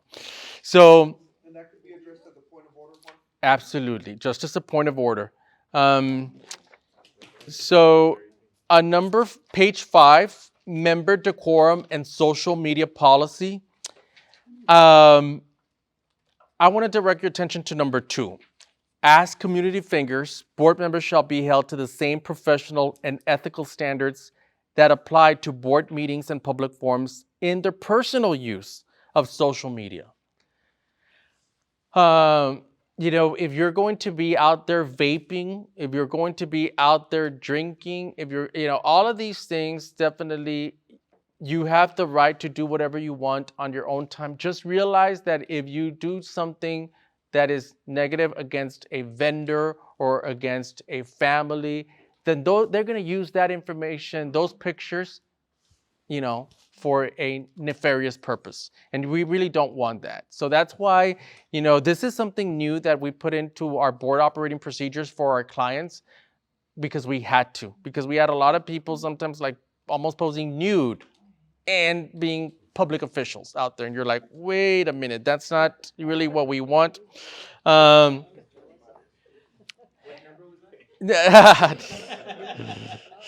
So, and number 7 is also, under that same policy, number 7, social media communications about board meetings, outcomes, and discussions shall be limited to the information which was disseminated during the open portions of the meeting. So if you're going to talk about what happened at live, make sure it's accurate and make sure it is basically based out of what was happening there. So vendor relations, we're going to skip communications. So let's go to page 7. On the very bottom, it says communications. So there it says kind of the executive director will communicate with all board members periodically via the board information packet. And that could be done once a week, twice a week, once a month. Like, this is really what's going on that really did not make the board meeting agenda, just so that you all keep on top of what was going on. And page 8 at the top, it says the executive director will communicate requested information to all board members. So whatever one board member gets, everybody's going to get. And I think that's just fair for everybody else. So number 11 is important. The live board encourages input. However, anonymous calls or letters may not receive the board's attention. I do not like for people to file anonymous complaints. We do a whole investigation and there was no truth or reality to it. Okay, don't be chasing rabbit trails of people that don't have the gumption to put their name behind a complaint. If you're going to be accusing me of something, I should know who you are at least. Okay, so number 8 at the very bottom, page 8 at the very bottom, it says basically the relationship between the board and the executive director. It should be a relationship built on trust, as you see there on subsection 1. And, basically be a harmonious one. And speaking frankly, and it's always good to have constructive criticism, but do it in a way that I always tell people, reprimand in private and praise in public, And what my mom always taught me, you treat others the way you want to be treated. That's, I think, besides all this legal stuff, that's really should be it. On page 9, it also talks about communication with counsel. I say that repeatedly to clients. The best way to control legal fees is to have one person designated instead of 15 people calling, because then that's just going to drive up your costs. Communication with the media, at the end of the day, on page 9 at the bottom, the board president is going to speak to the media about things that go on at a board meeting, if it's going to be a sensitive topic. But really for everything going on in number 2, it's going to be the executive director or whoever the executive director designates to be what's going on with respect to live operations. And if you receive number 4 at the very bottom of page 9, you receive a call from the media requesting information, direct that caller to the board chair or to the executive director. On page 10 at the very bottom, what about closed session? People always want to know what's going on in closed session. And we talk about the board of directors understands that what is there at the very bottom of page 10 is that it is strictly confidential. Page 11 at the top, and it does say, if there is a statement to be made about what happened in closed session, it should be by the board chair. And it's going to be probably carefully phrased so that things are not repeated as to what happened in closed session. And number 3, on page 11, it does talk about, keeping confidential information confidential and not repeating it to third parties. Visits to life, again, welcome on page 11. They're encouraged, as you see there, but give the executive director 24 hours notice in advance at least, because obviously there's a lot of other things going on and you don't want to take away from those operations that may be going on. And you are also going to go through all the procedures that visitors go through, because I think that that's just an interest of fairness. Page 11 at the bottom, evaluation of the executive director. It does say that that he should be evaluated at least 6 weeks prior to his annual anniversary hire date. So there should be at least an annual evaluation. If you don't have a good instrument and you need an instrument, then let me know and I can give you instruments for that. Page 12 at the top, number 6, it says within 30 days of completing the evaluation, the board and the executive director shall meet and agree upon the evaluation criteria to be used for the following year. The worst thing to do is give an evaluation and not have follow-up. Hey, give the evaluation, and this is going to be what we're going to be concentrating on for the next whole year. And I always tell people, give SMART goals, which could be single, measurable, they can be acted upon, timed, realistic. I always tell, don't ever give somebody 10, 15 goals. That's not going to happen. 3, 4 goals, measurable, when they're supposed to be, and that you're getting somewhere. Yes, Cynthia. Well, I know we're a big board, but would it be a wise move to have each board member individually evaluate the director and score on our own personal perspective and ideas, and then of course the president gets a composite of all of that, and then we can discuss that. But I think individually I can say I can rate him, from 1 to 5, 5 being the greatest and the best.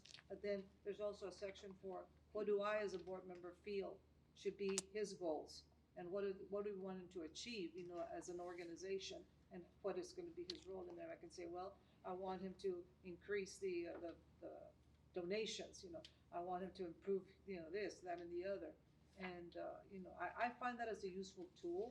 And then you put all that together in one instrument that is handed then to the director, and he looks at it, he evaluates it, and he can always just challenge or have, issues about it. But I think you also set forth the goals for the following year, like you said. You set the parameters. Yes and no. Okay, so this is kind of the way I'd like to do evaluations of CEOs. Everybody gets their instrument. You get a packet prepared by the executive director or staff about this is the year in review, because people sometimes only want to gauge an executive director's performance by the last 15 days instead of the whole year. Usually that could be, newspaper clippings, so on and so forth. You get it, you score it, submit it over to your chair. The chair then, I can provide you. What we do is just a spreadsheet. You have 1 through 15, and you have, for example, 8 domains here. You list out the domains. Okay, Terry is number 1, and she gave 3, 5, 4, 3, whatever number she gave down the line, and then the average. What I do is I throw out the highest and throw out the lowest, because sometimes people want to rate somebody as Jesus Christ and then other ones as he's comatose. So you got to throw out the ones at the corners, right?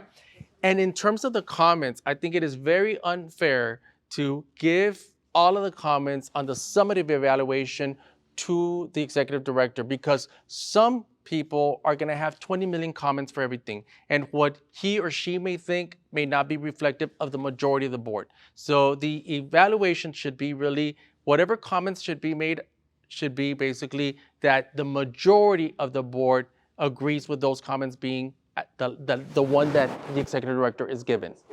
Yes, And I know yes. that's a very common pitfall, which you just mentioned a little while ago. when you tend to remember the bad thing that just happened a month ago and say, no, but they didn't do this, they didn't do that, but wait a minute, we're talking about the whole year. From the last evaluation to as of today, what has happened, what have they accomplished or not accomplished? Right. Not only what happened yesterday that he pissed you off, and so you're upset now, you say, well, no, he didn't do it, wait a minute. That's a very common pitfall. Board members, we Juan, I totally have a do. question. Yeah. What if what's listed here in the procedures conflicts with my contract? For example, my contract says that, my evaluation, is conducted by the board president and the people he appoints to what my contract says is a negotiations committee. Mm-hmm. And then that committee presents to the board the findings, and then the board collectively decides whether or not they go with what the president and his committee determined, whether it's goals, compensation, or the score of the evaluation. But here we have it set a bit different. Yeah. It's basically your contract has to govern, and we have to, supersedes this. yes, we have to change this to be in line with your contract, or you agree to an amendment of your contract to reflect this. So look it over, and then you tell us, we're going to stick with the contract, so therefore we have to update these operating procedures, or we're going to, do a hybrid. But If my contract says something, I mentioned to the board that my evaluation happens during the month of April. Mhm. We renegotiate the terms.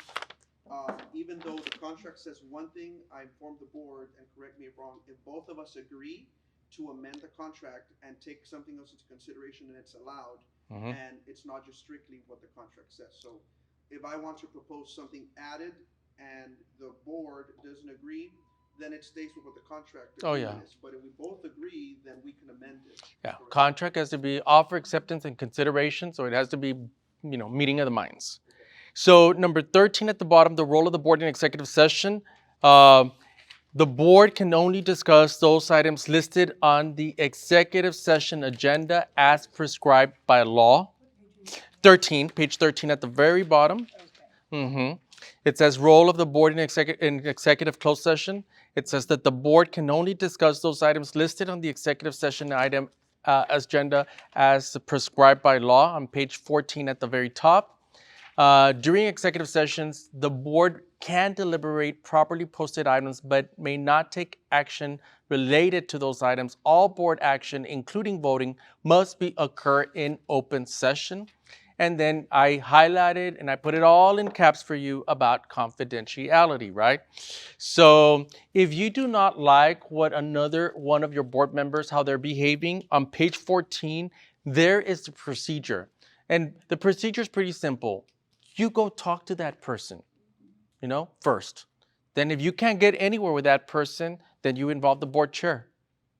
And if that does not work, then probably that item is going to have to be placed on an agenda for the full board to air out how we can kind of rectify this situation. Okay? Mm-hmm. You just mentioned then that, so I think, I don't know if Terry or Hugo or Fernando or even Joe want to chime in on this, right? Because I think it's important. Right now, the way we handle situations are very different than what Juan is recommending.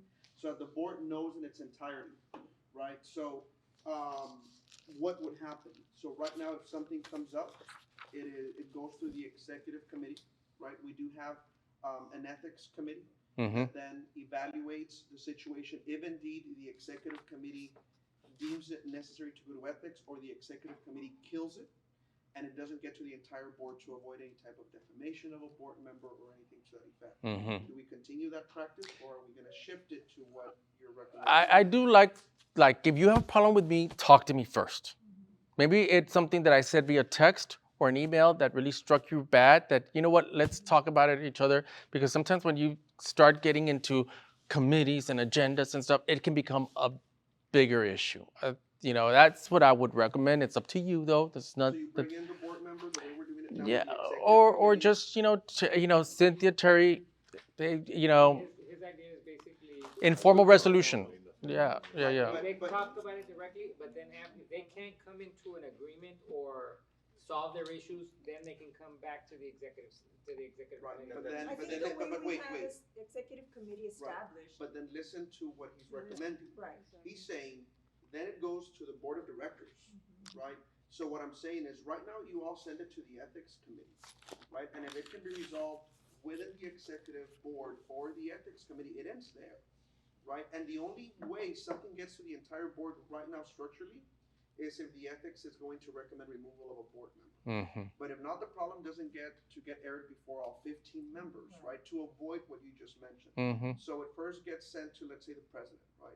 Or you air it out amongst yourselves.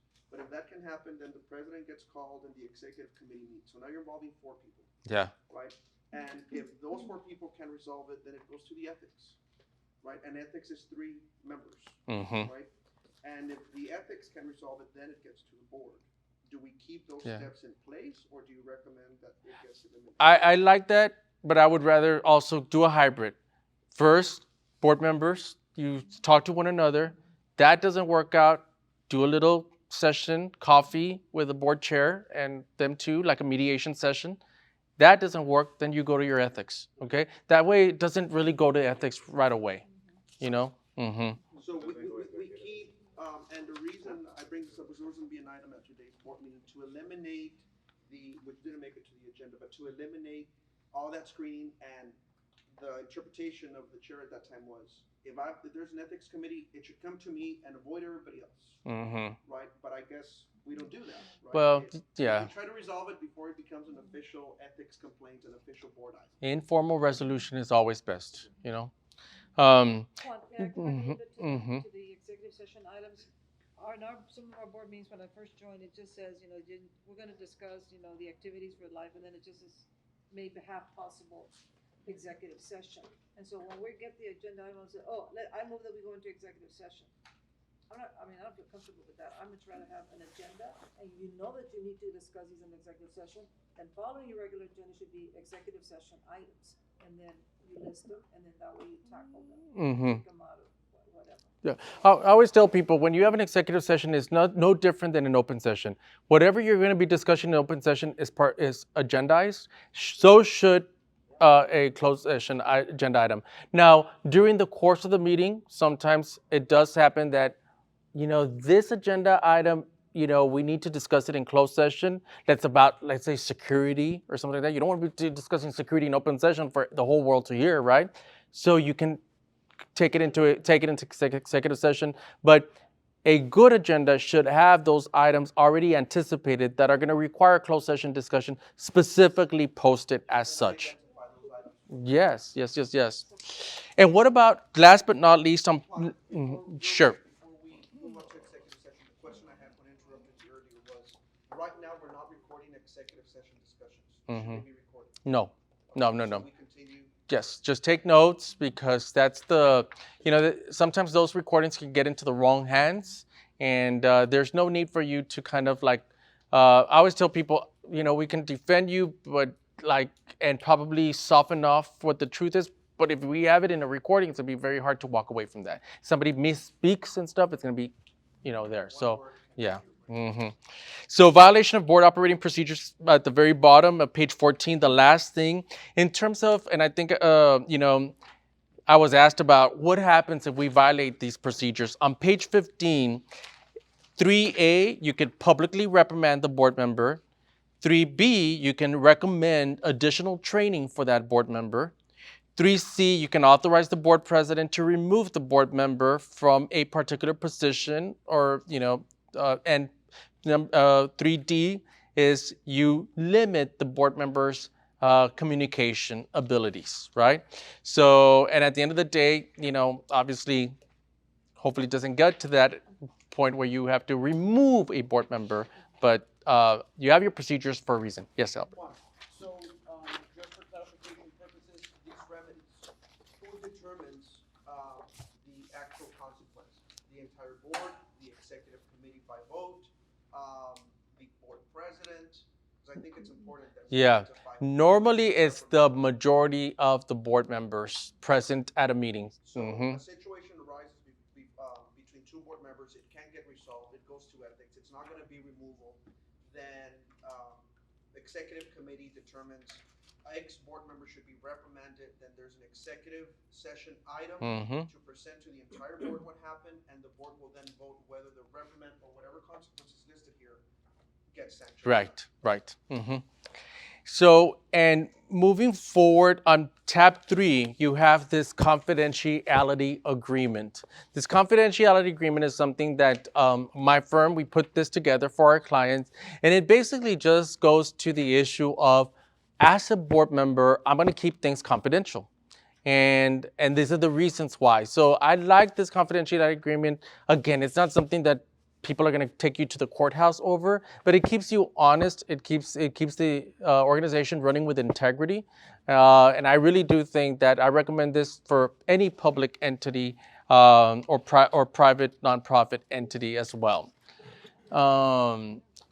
And the next tab, I'm not going to go over all of that. Tab 4 is your TOMA. Let's talk about this. Before I get into this, I want to just talk about it real quickly with you, because the Texas Open Meetings Act does not apply to you, as I told you, but you could choose to follow it if you want to. If you choose to follow TOMA, though, it is a law that's very sticky and can get you into issues if it's not done appropriately or not, it doesn't kind of follow correctly. So TOMA applies to political subdivisions, cities, counties, municipalities, and stuff like that. So at the onset, I think I'd like to have that discussion with you. Is this something that you want to adhere to? And if so, what are the benefits? What are the cons of doing it? There's no hybrid. You follow it or you don't follow it. Well, I mean, you could call it a hybrid, but I would really, once you kind of put the thing about open meetings, then it's open meetings. It's 551 of the Texas Government Code, and it has all sorts of stuff to it. Letters and numbers and stuff. Yeah. So Criminal implications, civil implications. That's what worries I me. wanted to chime in a bit on this. I did, in conversation with Juan, we were, I guess, maybe under the impression that we had to follow TOMA, that we had to follow the Public Information. Public Information Act, because we were receiving third-party funding from the county, right? So I did speak to Nathan Braden, who's the legal counsel for the county. He informed me you are not legally bound to following or incorporating TOMA or the Public Information Act. We do not have it in our contract anymore for third-party funding, so it's really up to the organization. I did reach out to the board president about, this discovery, and we had a very short conversation with the executive committee on whether or not we wanted to continue complying with TOMA or not. And the consensus of the executive committee, and that's why it's in the presentation today before you, was we want to continue promoting transparency. We want to be as held accountable as much as possible in order to ensure that there's public trust and confidence in the organization. So that's why it's before you today. Now, I don't know if the executive committee wants to elaborate a bit more on that. There's obviously pros and cons to it, right? And sometimes, even as public entities, there's times that you question yourself, and I'm using this as an example as a councilman, and I'm sure Ms. Matis can say the same thing. You sometimes say, why is this even allowed to go out to the public, right? But TOMA allows it. And there's times that it's a slippery slope or it's sticky where you say, really, this is more business, it's private, but you've got to release it, right? And there's timelines, 10 days, and so on and so forth. So if we adopt this, I think the board can at any time suspend it, Juan, if I'm not mistaken, but you're not going to want to suspend it earlier in the middle of a request because it's going to make us look bad, right? So that needs to be determined whether we do it or not. And since we did have it adopted, I would always tell the board, remember, there's implications if you violate the Open Meetings Act, and the Open Meetings Act also includes executive session, correct? Yes. If you violate executive session, you talk to another board member about what happened in executive session if you weren't there, or you go to your friend, or you go have drinks with your family and you discuss that, and someone overhears it, they can come forward and file criminal charges against you with the district attorney, right? So we have to. I mean, if you want a straight out recommendation from me, I have no trouble telling you, do not do TOMA, because like this is, you have these civil things here, and then all of these possible civil remedies, invalidate, back pay, criminal penalties. You could still do closed session, you could still do open session, you can kind of run it, but don't use those words in TOMA, because then that could give to somebody that comes and takes you to court, says, But here you said that you're, doing Open Meetings Act and stuff.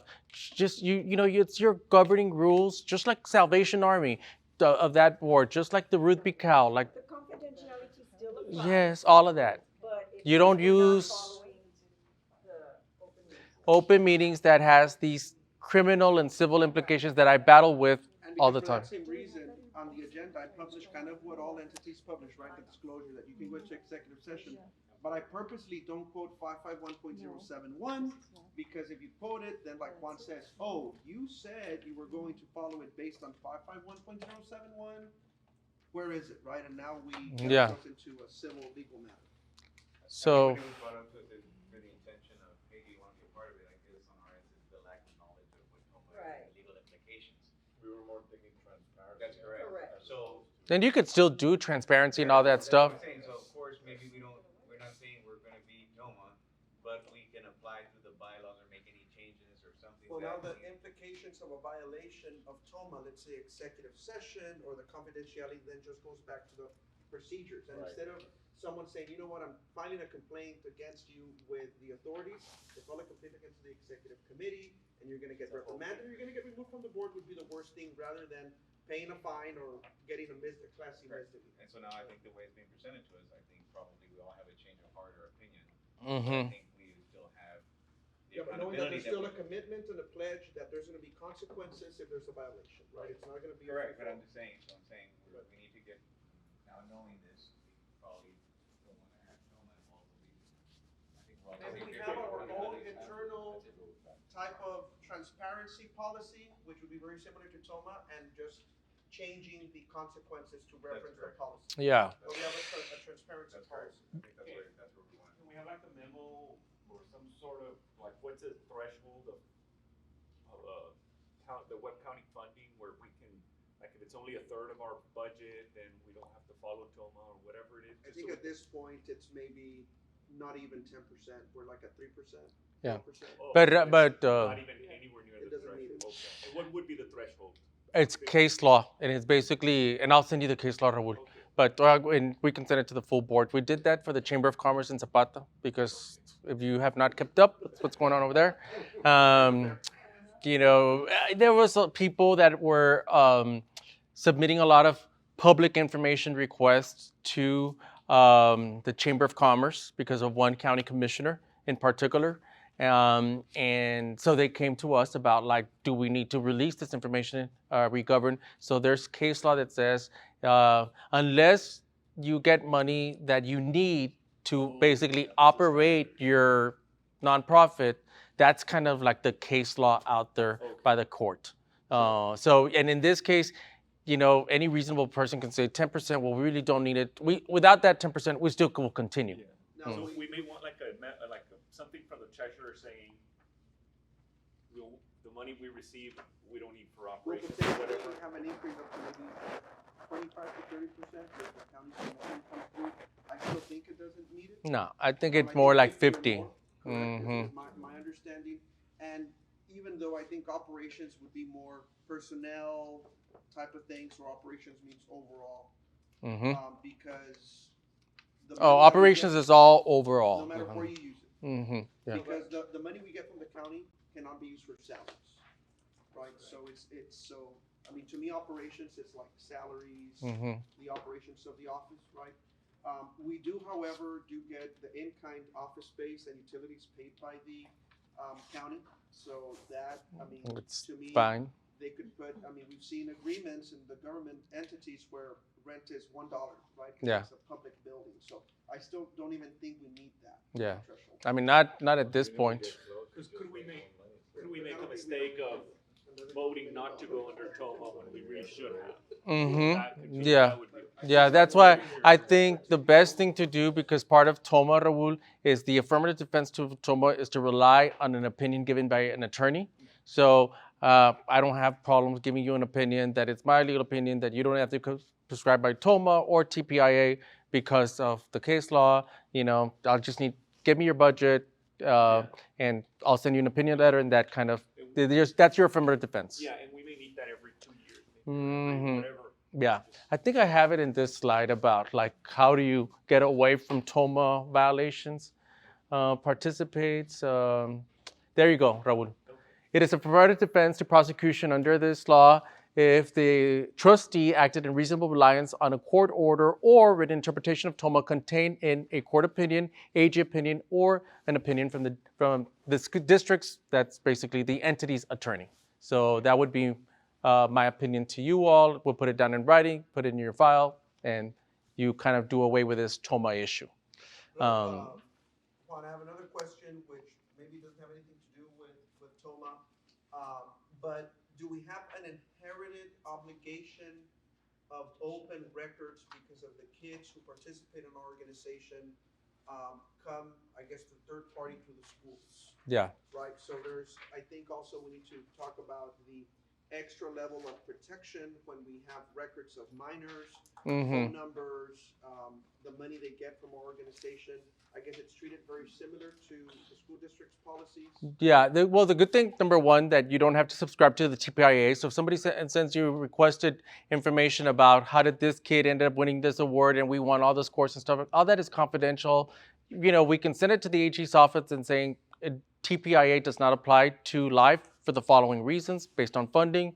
But in addition to that, when you talk about student stuff, remember, FERPA for school districts, which is the Family Education Right and Privacy Act, that you can't be disclosing information of students to third parties that don't have a reason to know. Usually you just disclose it to parent, guardian, and that's it. So, Then the other question I did have, and I don't know if it becomes part of the operating procedures manual, is we incorporated last year an agreement that is signed between the parents and the organization to waive the right to sue us, because we've been sued before over a steer, over a judging, or a validation, over a pig, or whatever, right? And we've been taken to court, and the organization has spent thousands of dollars in attorney's fees, okay? Last year, Jose Luis Castillo recommended that we draw up an agreement to have the parents waive the right to a lawsuit and go into not mediation, but arbitration. Is that something that you think we should continue? Because I know validations will start for the new year, so parents can sign that, or do we just stay away from it? Would you want to review that? Well, no, I mean, you have to have experience with arbitration and litigation. A lot of clients come to that. That's a very new thing on employment disputes. People are kind of saying, if you have an employment disputes, a lot of private companies are saying you're going to resolve it through arbitration. Just realize this, arbitration is not free. Monica Knudsen, Joe Lopez, Becky Palomo, Oscar Hale are free to you because they're paid by taxpayers. Arbitration, the last one I went to, we had 3 at $600 an hour. They have to usually fly them in from Houston or Austin or San Antonio or Dallas. They come in. You got to pay for those costs as well. Their hotel. Yes, the rules of evidence don't apply, and it's kind of like in a room like this. But it could take time because you still have to put on witnesses and evidence and stuff like that. It is a more relaxed meeting, but I don't want to give you the impression that, we're going to save tons of costs. There's a clause there that says that the losing party pays for all the expenses. Yeah. And that's kind of what we feel would convince a parent to think twice about complaining, right? Especially because they may be frivolous. Yeah. So there's a clause there that says you lose, and it can also be us.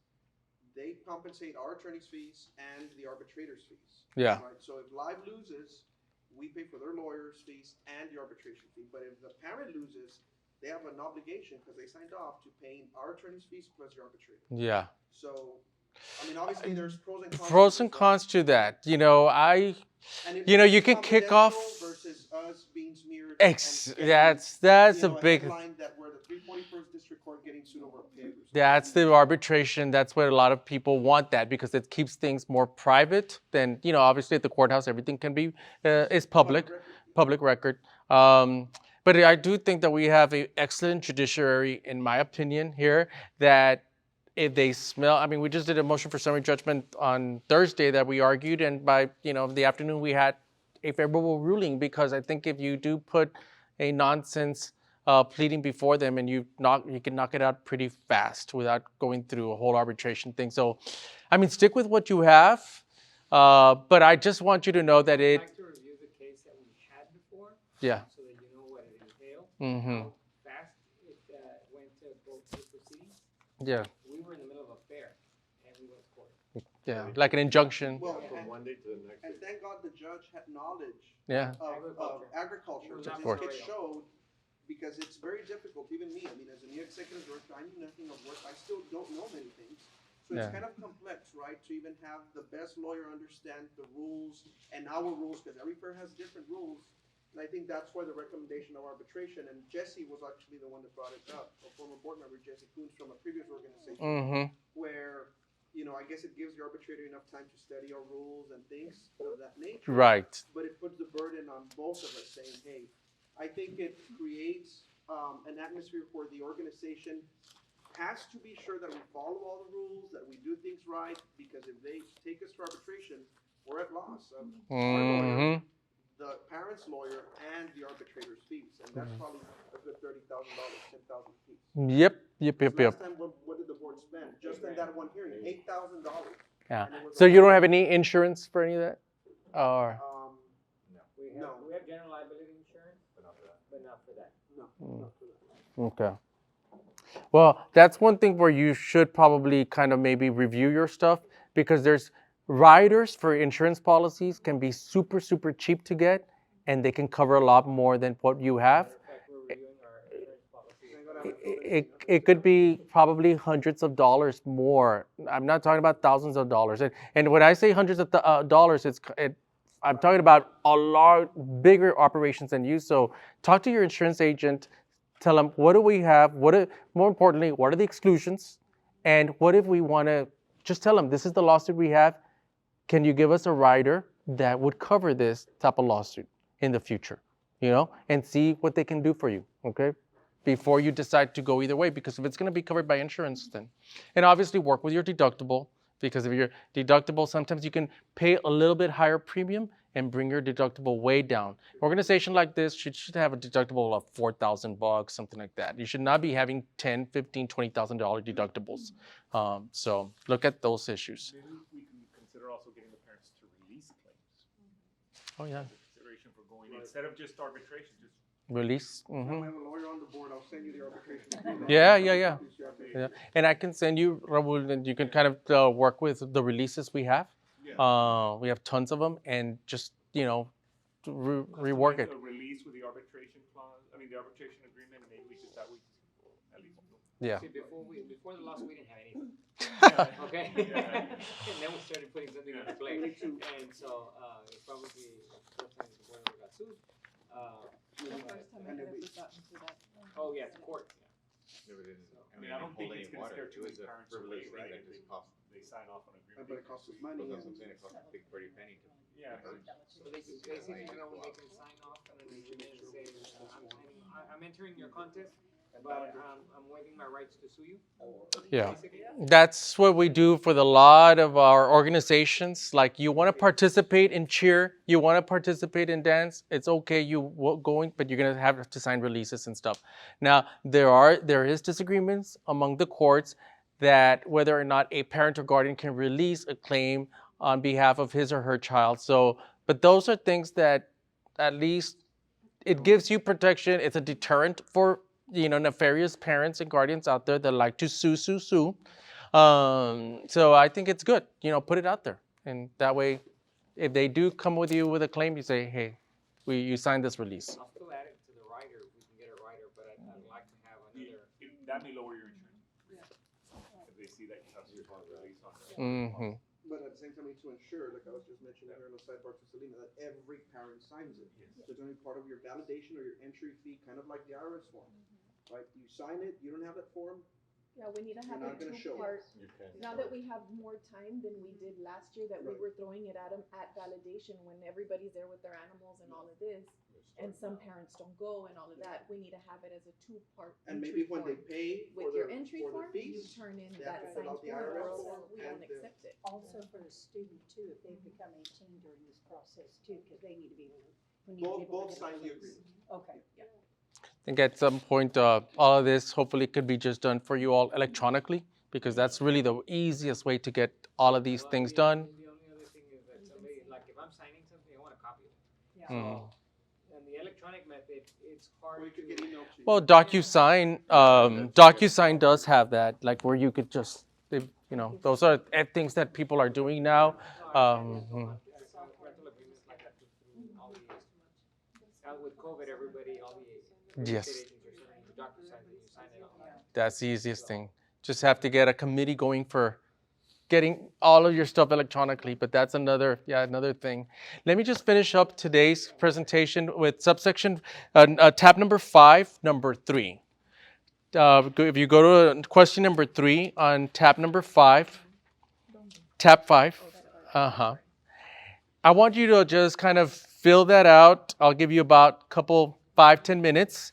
And the question for you is, what is your goal and or objective for being a board member, executive director of life? So if you guys want to think about that, I'll give you 5-10 minutes and then we can come back and discuss.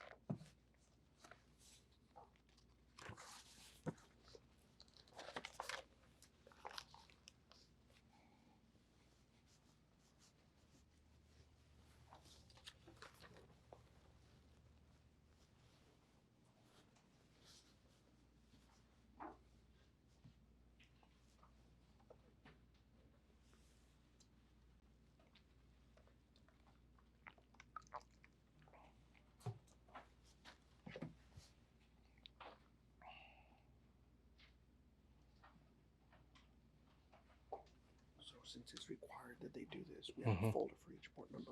I made some certificates for you. Oh, to cool. sign. So we can put them in the file. Mhm. Some are gonna go within the 5 days to watch the video. Mhm. So I'm gonna pull those out and I'm telling Okay. you, I'll email them to you. Sure. So, let's go see the-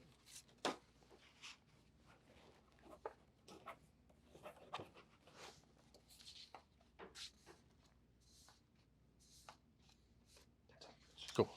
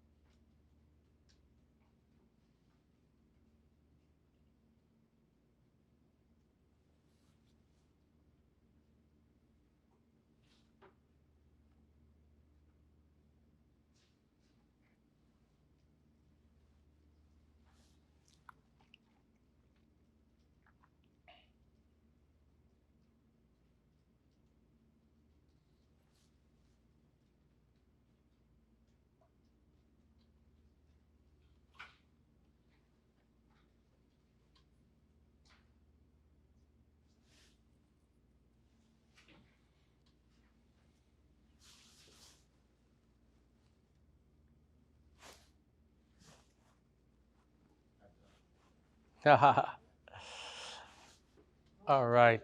Ah. You want to go first? Okay. So yeah, in being a board of director, I hope to help in making the organization one that is better for our exhibitors and students, and to aid in the improvement that will help us step out of our comfort zone and increase the number of students and the amount that is given back to them. You think that you all need like a big increase of students participating, or what do the numbers look like? We have started to see a slight decrease Oh, okay. in the livestock communities. Mm-hmm. So we'll get to see. Just more encouragement, more outreach, that type of thing. Okay, good. Cynthia? Mine is more of a general statement, and my goal and my objective, I see myself as to contribute to the improvement of the quality of life, not only for the community, but for the participants of activities that are put forth by life, while ensuring the safety and well-being of all those involved in our organization, as well as to promote unity, fellowship, and professionalism among board members and the board of directors, and to improve the image of life.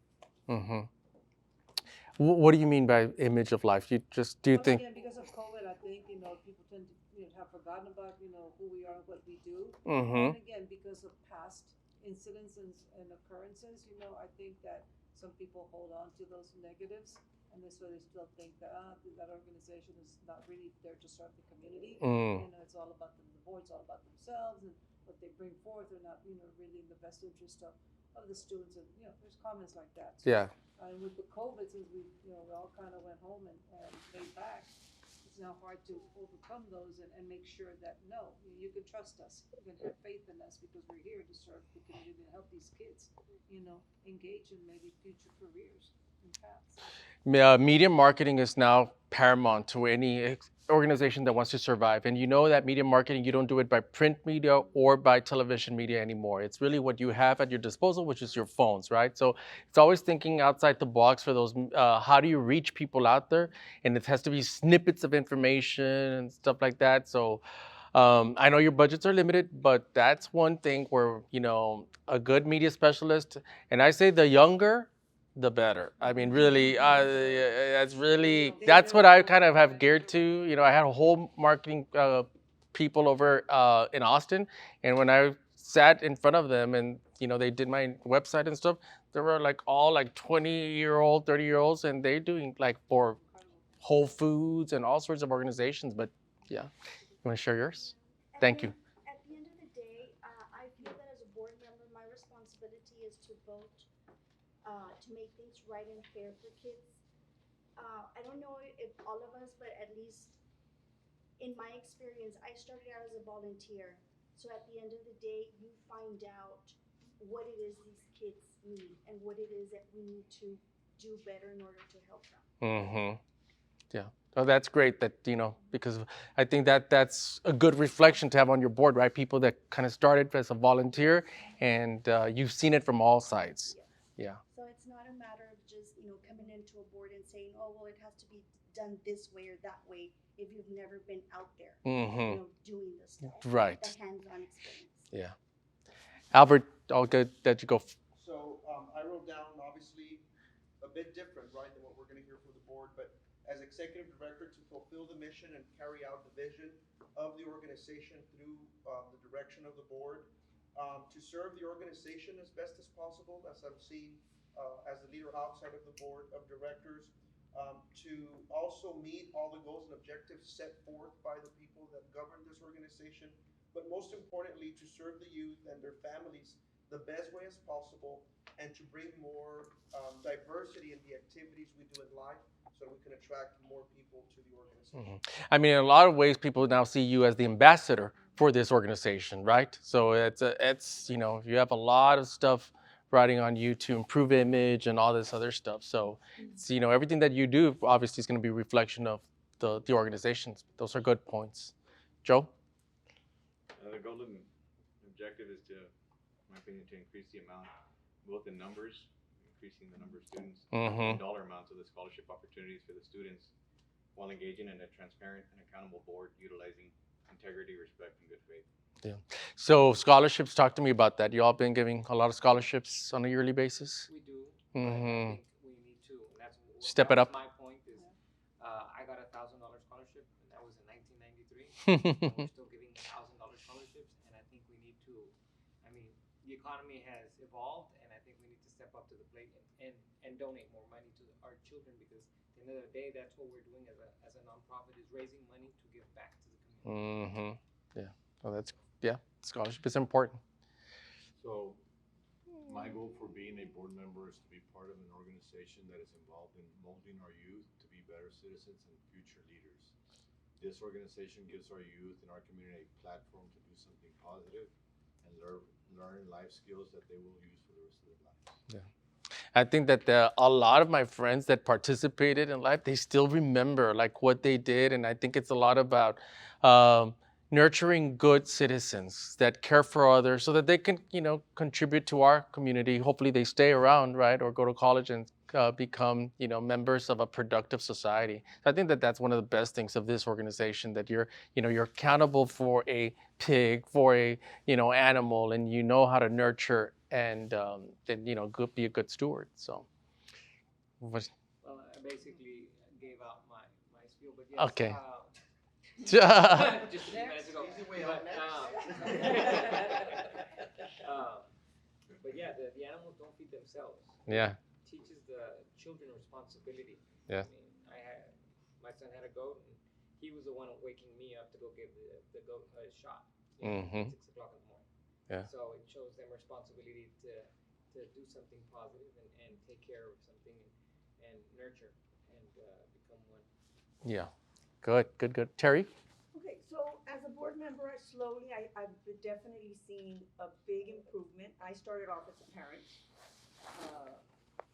because I was always in sports, but my daughter loves world. Uh-huh. So we started to learn about rabbits, about goats, now lambs, and etc. So as a board member, I feel that our organization, and this is one of the goals, we haven't gotten there, but baby steps, but I'd like our organization to have ag sessions. Mm-hmm. If we're gonna have a fair, maybe we can have, one session of steers, what it takes, and bringing in those kids, the community, making it known, what is it that you have to do with steers, lambs, rabbits, It's a good goats, idea. I poultry. like that. And that way, we're reaching out to the community that we're following our Mm-hmm. mission, because our mission says, to promote.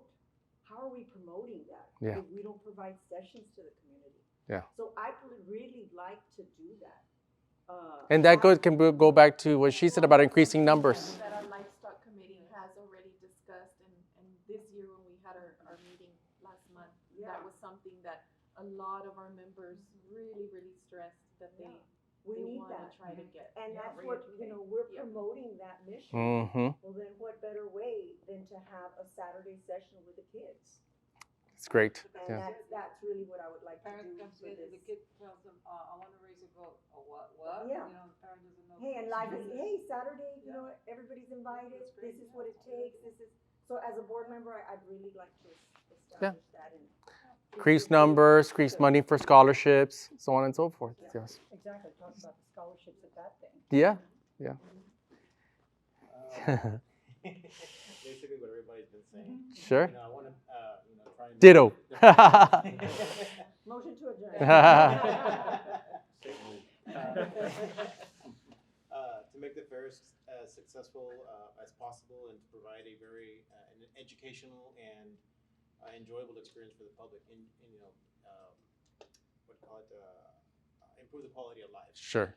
And also, as I think Wu said too, we're developing leaders. Mhm. I'm not only a board member, but I'm also a 4-H leader. So I have my daughter looking at me and how am I handling certain situations, and so it's just a matter of being able to foster those leadership opportunities for not only within ourselves, but within our total organization. Right. So that way we can increase volunteerism as well, because we really need that. Mm-hmm. To help move move these things, a lot of the situations that come up during the fair to make it more successful. And that thing about leadership, I think at least I remember that a lot of the live kids were really good at academics as well. It kind of teaches you, it ties in some form or fashion, right? About responsibility, organization, so on and so forth. So, Finley? Everybody. Yeah. Great points, everybody, because you've taken a lot off my plate here. But also, something that hasn't been brought up with the opportunity that we have coming with the new county facility to set things up so that it doesn't fall back into the same old thing that it was before. To try to, we've got a new challenge here in how to set it up so it will be successful. Yeah. And to police ourselves, or to try to lock it up. And that's a bad way to put it. That sounds very wrong. But to try to safeguard it so that it doesn't fall into the same old thing that it was before. Right. Which is hard because there's always going to be a new way that something can be changed around. And that sounds so negative, because I love what you brought up, because that's something we have to re-educate the public that gotten so far away from agriculture. And I know that 30 years ago, whenever they were still coming out to the ranch, whenever the elementary schools were still coming out to have their little their picnic day, that I'd have a calf, I'd have whatever animals we had around, I'd have them there so that they could pet them. These kids freaked out. They had never touched a horse before. Wow. They'd never actually been up close to one. I thought, this is amazing. I know your mom showed out at life. How have you never seen anything other than a dog or a cat? Mm-hmm. And so it's shocking.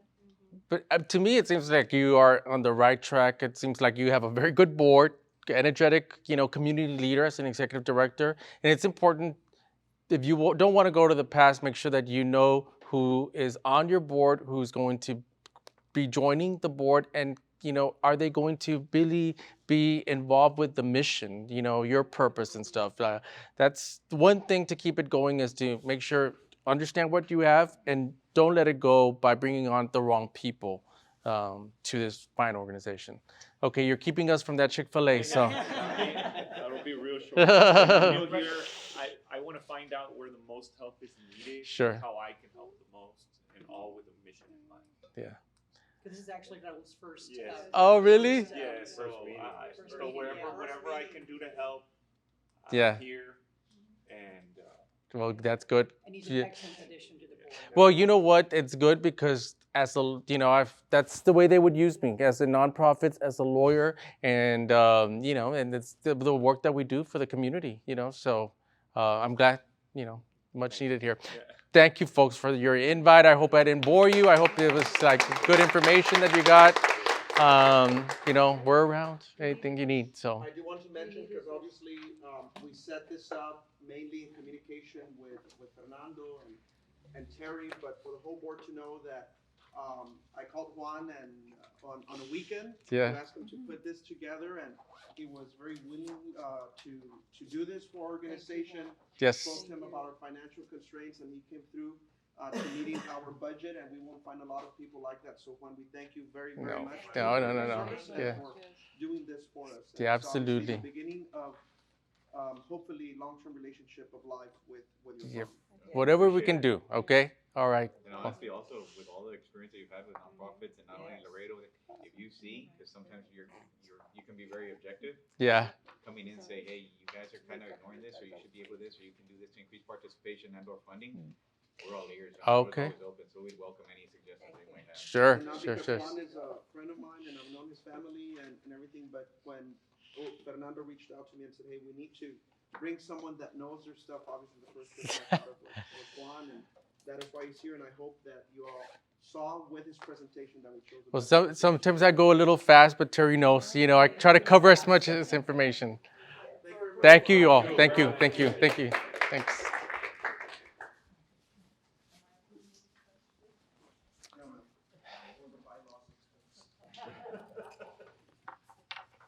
That's all we got to report.